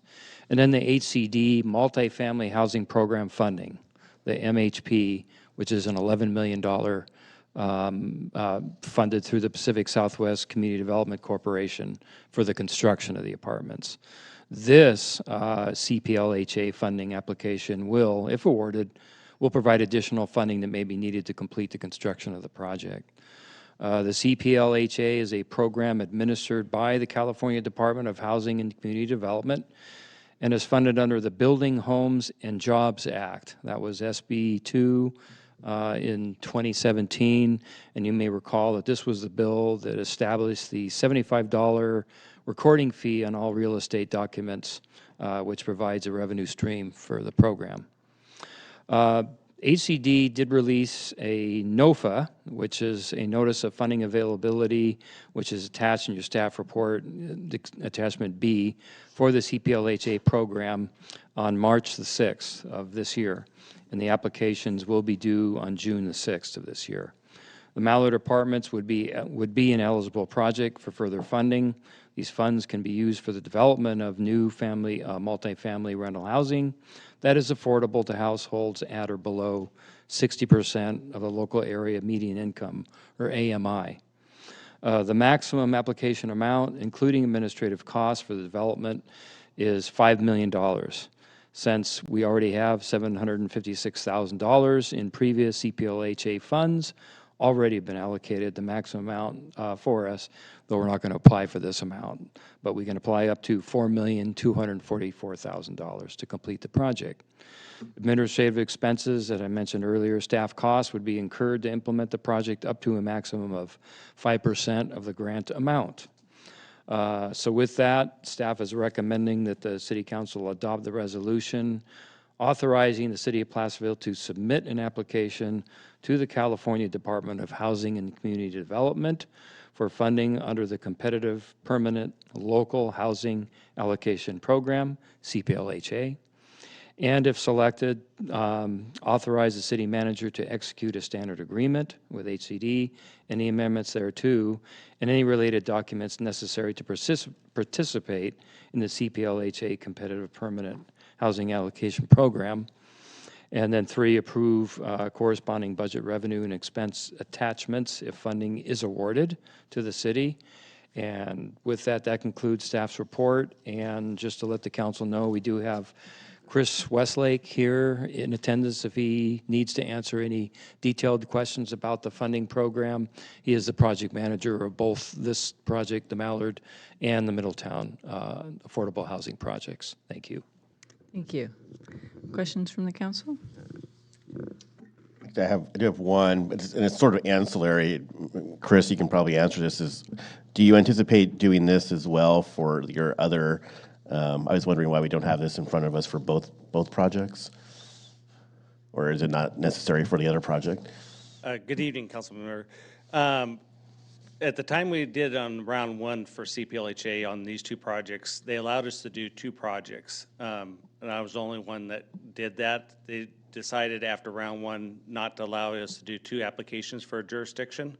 So we went through the budgets on both projects. They both have cost overruns between interest rates and time and materials right now on getting equipment and stuff into there. So in meeting and with our DesCorp, our construction lender, our constructor, they decided the Mallard project would need the funds more than the Middletown project, and so that's why we went on for the Mallard project on this.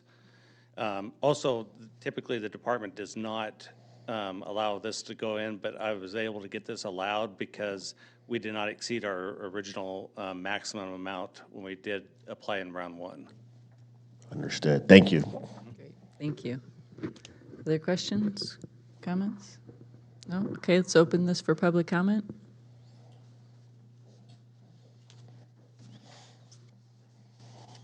Good evening, Ryan Carter. My original question was going to be, what the heck is this money for? I guess that question was partially answered.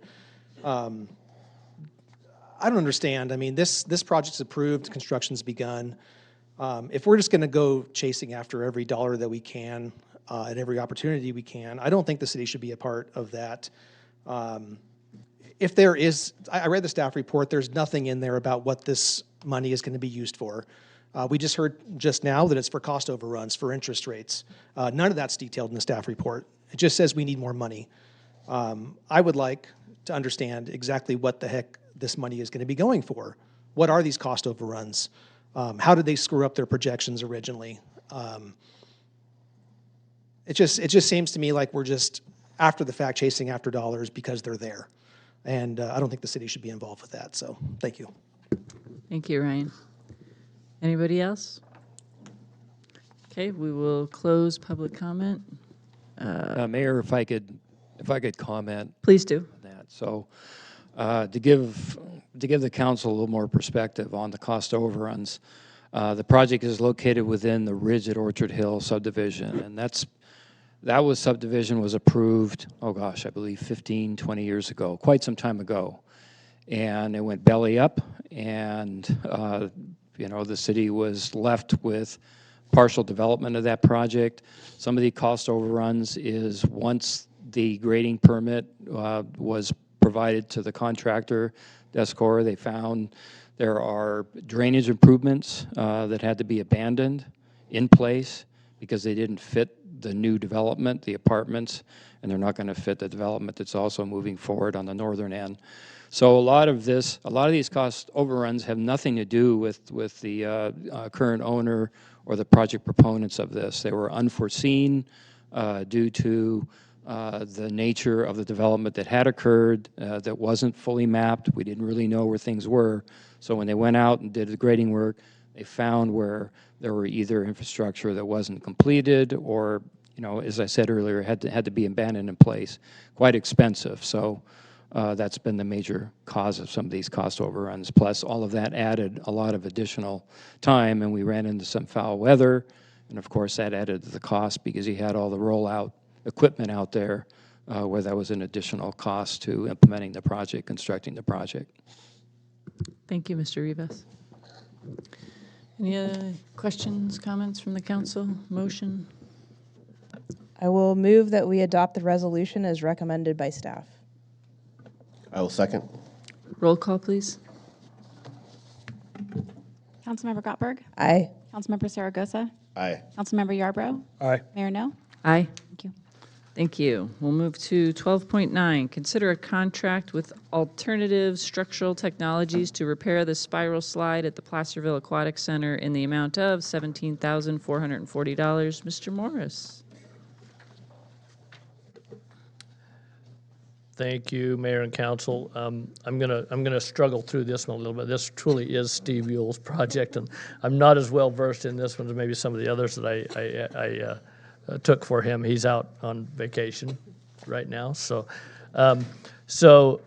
each year we're required to have an inspection of our pool by the state, and they came back with some. When they reviewed our slide, there were some structural deficiencies that needed to be corrected and need to be repaired. And so we went out and to get quotes for this. We contracted 3 different vendors to provide us a quote, a bid for this. Only AST, which is Alternative Structural Technologies Incorporated, submitted a bid for a request. And so this has come back, and the amount has been approved for, or is at $17,440. It will allow us to do the repairs to the slide quickly, get those done hopefully before the end of the month when we plan to open the pool. That's our goal. As you recall, previously, the Cannabis Committee, actually last year, approved $15,500. Let me make sure I have these numbers right. Yeah, $15,500 to go towards aquatic center repairs. We have spent $5,771 of that previously on other repairs related to the aquatic center, leaving $9,729 remaining for those repairs, which can go towards that. The remaining amount, we are recommending that we go back to the Cannabis Committee. They have a balance of about $8,380, and we're recommending approval of this with their approval of using that funding. Initially, when they started the cannabis funding, they did look at having a contingency for cost overruns and et cetera. So it's my belief and hope that they will approve this amount. If it is not approved, we would probably need to return to you and ask you to fund it in a different way, or you could go against our recommendation also. But we need an additional $7,711 to fully fund this project. So that's our request of you tonight, to approve the project and then approve the additional budget allocation contingent on approval by the Cannabis Community Benefit Committee. Thank you. We have a lot of aging infrastructure. We're doing a lot of slide replacement this year. Questions from the council? No? Open this for public comment. My concern is beyond just this small amount of money. It's more broadly the idea of the city getting its fair share from the county. As I recall, years ago, there was some data showing that the attendance at our local swimming pool was disproportionate to what came in from outside the city limits. So after a lot of public clamor, there progressively was more and more money sought from the county.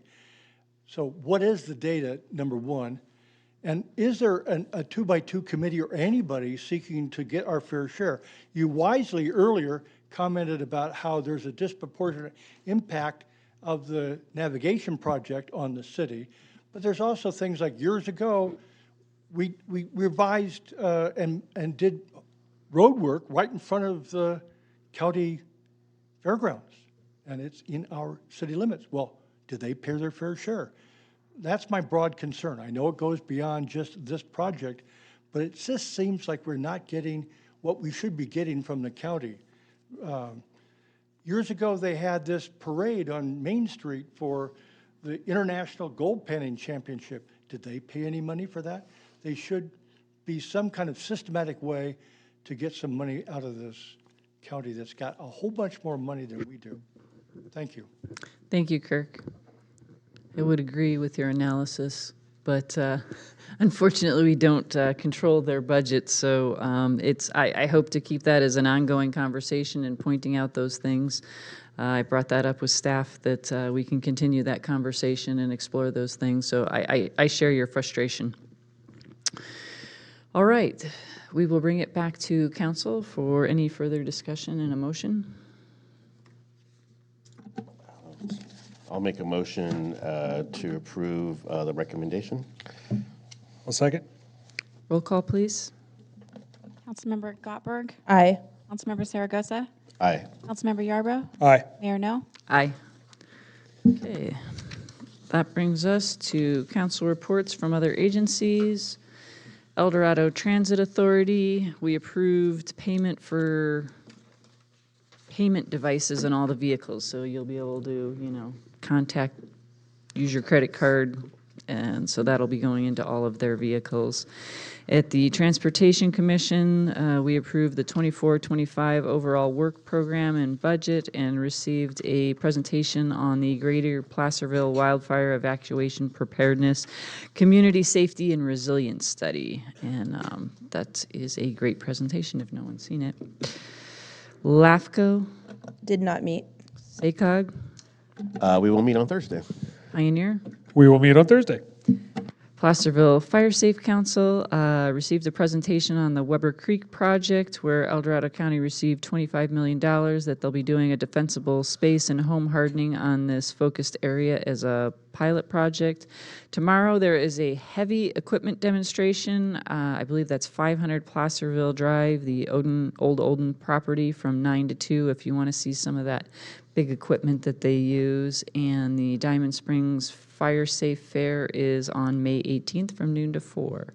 Opportunity knocks. We did not meet. Okay, requests for future agenda items. I had a request for an LGBTQ Pride proclamation at our first meeting in June, similar to what we've done in previous years. Okay, I will second. Okay, perfect. That will move forward.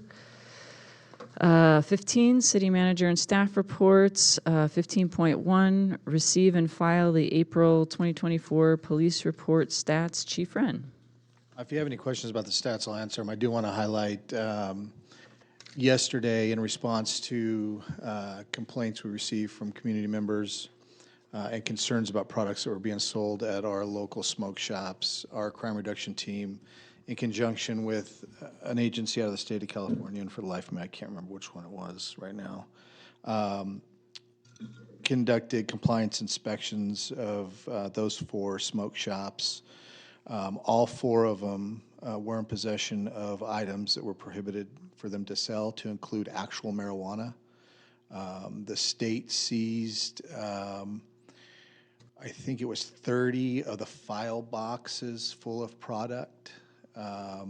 Part of our investigation, they were also selling items that were prohibited according to the Assembly bill related to selling flavored tobacco products. We seized another 20 boxes worth of product from the different smoke shops. So it was eye-opening showing up there and inspecting their inventory and speaking with their owners, who are not local. These are not locally owned or operated businesses. Okay, and so yeah, there'll be more information about that. Thank you for all the work on that. We appreciate it. Okay, I'll run through 15.2, 15.3, and then I'll take public comment on all of those. 15.2, receive and file the April Fire Station 25 run report. Chief Cordera. Good evening, Mayor and Council. Within your package, you'll see the run stats for Station 25. Crews have been very busy over last month. We have more recently seen an uptick in some of the escape control burns as we kind of start moving into fire season. So just a reminder to the community to be diligent. You know, it is still burn season with valid permit, but we're starting to see some of those escape. With that, I'm happy to answer any questions. Thank you. I just wanted to say thank you for the quick response on the fire on the truck that caught fire on Highway 50 the other day. So I think I drove by just by chance during that time, and I mean, it was, you guys were Johnny on the spot, so I appreciate it, that as always. Questions, comments? Okay, we'll move to 12.3, Development Services Department. Department's development permitting statistics for the month of April 2024. Mr. Rivas.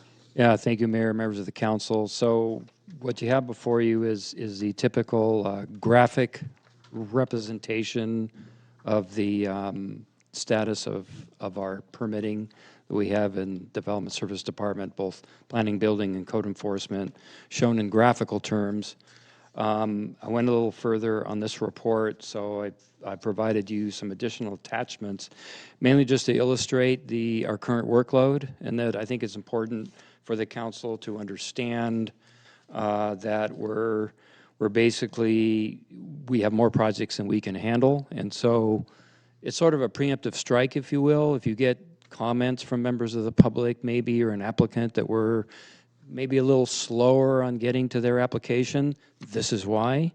So going to the first attachment, it's the Planning Division, May 2024 ongoing projects. And you can see all those projects there. At the very top, you see a certificate of compliance, which sometimes those can be a little more time consuming. But then the second one down there, that's a general plan amendment, a zone change, a tentative parcel map, and a lot line adjustment. So projects like that take are very lengthy. They take a lot of time because we're coordinating with other agencies, we're coordinating with other city departments, mainly engineering department, and of course they have a pretty heavy workload themselves. So we're trying to get through these projects as quickly as we can. Going down to the SPRs, those are site plan reviews, and we have 8 of those that we're currently processing. Those take considerable amount of time. Typically, those go to the Planning Commission, where the Planning Commission would be the final approving authority unless it's appealed to council. And from time to time, I think we have seen some site plan reviews, especially those in historic districts, do come to the council on an appeal. And then at the bottom there, you see the ZC. Those are zone change applications, and those again are take a lot more time because, of course, they're a legislative act, meaning they'll go to the Planning Commission for recommendation to the City Council, and then the City Council then would approve the ordinance or zone map changes associated with those. So you can see it's quite a number of projects. You can turn on the page 2, and then that's more of some of the more programs we're working on, or some of the more lengthy projects there. You see the Ridge at Orchard Hill. Of course, we're working on that. And then we've got some other subdivisions that we're fortunate are coming back to life. We were sort of worried about the Estonia Estates subdivision. That's a 39-lot subdivision below the airport. That tentative map had expired, and that was a map that was, I think, originally submitted to the city back in 1999. It held on to life through a number of state actions that extended the life of these kinds of maps. They were able to receive their extensions as permitted under the Subdivision Map Act until finally they they died. But the new developer that purchased the property are very interested in resubmitting. So we're in discussions with them, and we're expecting to have an application submitted maybe within the next month or so, just to reprocess the map. Has to go through the process entirely. So it goes back to staff, gets circulated, back to the Planning Commission, then it comes eventually to the City Council for approval again. We have an Auburn subdivision. That's a brand new 49-lot, single-family residential subdivision that's being proposed. That's located directly to the east of the Cottonwood Phases 4 and 6 project that's under construction of homes. And then I have a long laundry list of other both miscellaneous, non-applications, ordinance programs, and grants that we're currently working on. Sometimes we feel like we work for the state of California because we're constantly providing reports to the state. So we've got the MELO annual report that goes to the Department of Water Resources. We have the annual housing element annual progress report. We're required to give the HCD. Working on that. We've got the water rights annual report. We've got the annual housing count that we deliver to the Department of Finance. And of course, we have the solid waste program annual reporting, known as the EAR, the electronic reporting system that we send to CalRecycle. Takes days to pump that one out. So then we got the city boundary review that we do annually with the U.S. Census Bureau. So those are just some of the odds and ends that we have to stay on top of. We're kind of late on some of these, but I think so far so good. Then we have some of the larger projects we're working on. Of course, we have the Mackinac Hotel that we're hopefully will submit sometime soon if the economic situation and interest rates improve. We have the Middletown Apartments, the Mallard Apartments, and of course we're still coordinating with the state and Jamboree on the Clementine apartment project. So as we are here tonight, trying to get additional funding to keep these projects going. They're very important to the city and to maintaining our fair share of housing. And then I have a space, and then I have a number of ordinances we're working on. So that's why I caution, these are, a lot of these applications we have, these are applicants that paid a fee to have us process their work, and we always got to keep cognizant of that. We have the tobacco retail ordinance, and we just heard the need to have a tobacco retail ordinance. We heard Joe Wren's report. I was unaware of that, of the sting operation, pretty interesting. And I received a call from a person that was interested in opening a tobacco shop. And he was asking me all these funny questions about how we enforce the state regulations required flavored tobacco and such. Now I know where that inquiry was coming from. We have a smoking ordinance we want to bring forward. We have the A-board sign ordinance we need to bring forward, front yard ordinance, the subdivision ordinance. That's one that's very important. We don't want to forget that. It was first adopted in 1954. It was updated from 1959 through 1992, so it's basically kind of a piecemeal. It's inconsistent with the Subdivision Map Act. Very important to get that done because it causes problems with an applicant that's trying to comply. Plus, sometimes it causes issues internally because, you know, we and the engineering staff are all relying on an ordinance that's in accordance with the Subdivision Map Act. We have the hosted short-term rental ordinance that we're going to bring forward. We're going to be having a workshop before the Planning Commission at their next meeting. We have an addressing ordinance we want to bring forward. We have the hazardous vegetation ordinance that we're revising. The city's been working with the county for months on getting that ordinance revised, and so we hope to do that. We have the Ag Commission Zone District that we need to do in anticipation of any future Smith Flat annexation.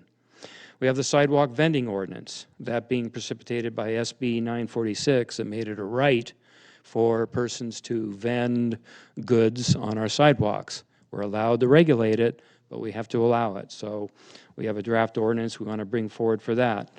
We have a shopping cart ordinance as well. There was a time we were having shopping carts turning up all over town. And they were turning up in our parking garage, sometimes even on the top floor, just to be maybe hurled off the top floor, I don't know. But it became such a problem that we have a draft ordinance where we're going to require that if we retrieve a shopping cart, return it to a store, if they don't retrieve it themselves, we can charge them for it because I'll say, I've got a pickup truck, I see those cars, I'll throw it in the back of my truck and I'll hand deliver it to the store. We have a safety element update. So fortunately, we just recently updated a REAP funding through SACOG to get additional funding to update our safety element. We have an environmental justice element that, I hate to say it, we've sort of ignored, but there's SB 1000 that basically mandates that we have an element in our general plan that speaks to environmental justice. I don't think that'd be too difficult, but it's just finding time to do it. And then at last, we have a list of some of the grants that we're currently working on that we have to administer, and there's quite a few of those. So, and then the second attachment, you can see it's the Planning Division Code Enforcement cases, and that's from 2022 through 2024. And there's 19 of those. The reason why I wanted the councils to see this list, and again, this is getting into the weeds, many times these code enforcement issues, when either through a complaint or we see something where there's construction or activity without permits, they then generate the need for a permit. It could be a planning permit that you see, and these are all ones that have generated planning permits, maybe and or a building permit. So you can see all the number of different planning files that have been created that we had to process because of a code enforcement issue. Hey, Pierre, real fast on that one. I know there's like 4 restaurants on Main Street on the list. Were those all different? I mean, I noticed there's some have planning permits, but was there anything in particular with that? I just wondering if there's a trend that with that many restaurants getting. Sure, a lot of those had to do, some of those, and I can report back to you if you're really interested. Yeah, I mean. But some of these had to do with signage. Gotcha. So we do have an ordinance that you're allowed up to 25% to cover your windows, and that's additional signage in addition to what you're permitted based on the linear feet of the frontage and all those other parameters that we have in our sign ordinance. But you are allowed to have 20%. For some reason, a lot of businesses are exceeding that, and they're turning the entire window into additional sign. The other issue, and it's kind of too bad because we were working with the foundation, and they got that funding to do the architectural lighting on all the buildings, and for some reason that triggered a lot of illegal lighting. Exterior lighting on commercial buildings require planning commission approval. It's one of those things, you know, right or wrong, a property owner can't just put outdoor lighting, to whatever they please. It does require discretionary action by the Planning Commission. So a lot of that had to do with enforcing on different lights that these various businesses are putting up without permits. Some of them are changed colors, some are neon, all those kinds of things. Gotcha. Thank you. I just Yeah. saw that stick out to me, so appreciate it. Sure. And then the last attachment there is code enforcement cases for building and planning, and that's just giving you some numbers. The only thing I really want to highlight there is under building, all unlawful construction, we see 53 active and 97 closed. So that, we're just seeing a lot of construction without permits for whatever reason. So fortunately, we've closed quite a few in this period of time. Typically, we're just requiring them to get a building permit so they can get inspected and everybody's taken care of and everything's built in accordance with the building code. But as you saw in that previous chart, a lot of those may have triggered a site plan review or some other planning discretionary application. So sometimes we see this domino effect where really it just culminates or a lot of additional work for us. But I felt it was probably necessary to maybe dig a little deeper just than the simple graphics that we provide for you monthly, but sort of give you a snapshot of this is what we're contending with right now. And like I say, there's only 5 of us in our department right now. We're 1 short. That concludes staff's report, and happy to answer any other questions you have. Thank you. Any questions from the council? Comments? Okay, we'll open this for public comments on items 15.1, 2, and 3. Seeing none, we'll bring it back to the council. Move to item 16, upcoming items. I will let you read those for yourself. And number 17, adjournment. Mayor, sorry, just one. You have 2 minutes. I know it's late. I have confirmed May 29th for your next budget workshop. I heard from our absent council members, so I just wanted to confirm that and announce to the public. And that'll be from May 5 to 29th, 8? 5 o'clock here will be our next budget workshop. Great, thank you. Thank you. Okay, now we will adjourn this meeting at 9:29. Thank you. Thanks for everybody for sticking that out. That was a long meeting. John was not the problem.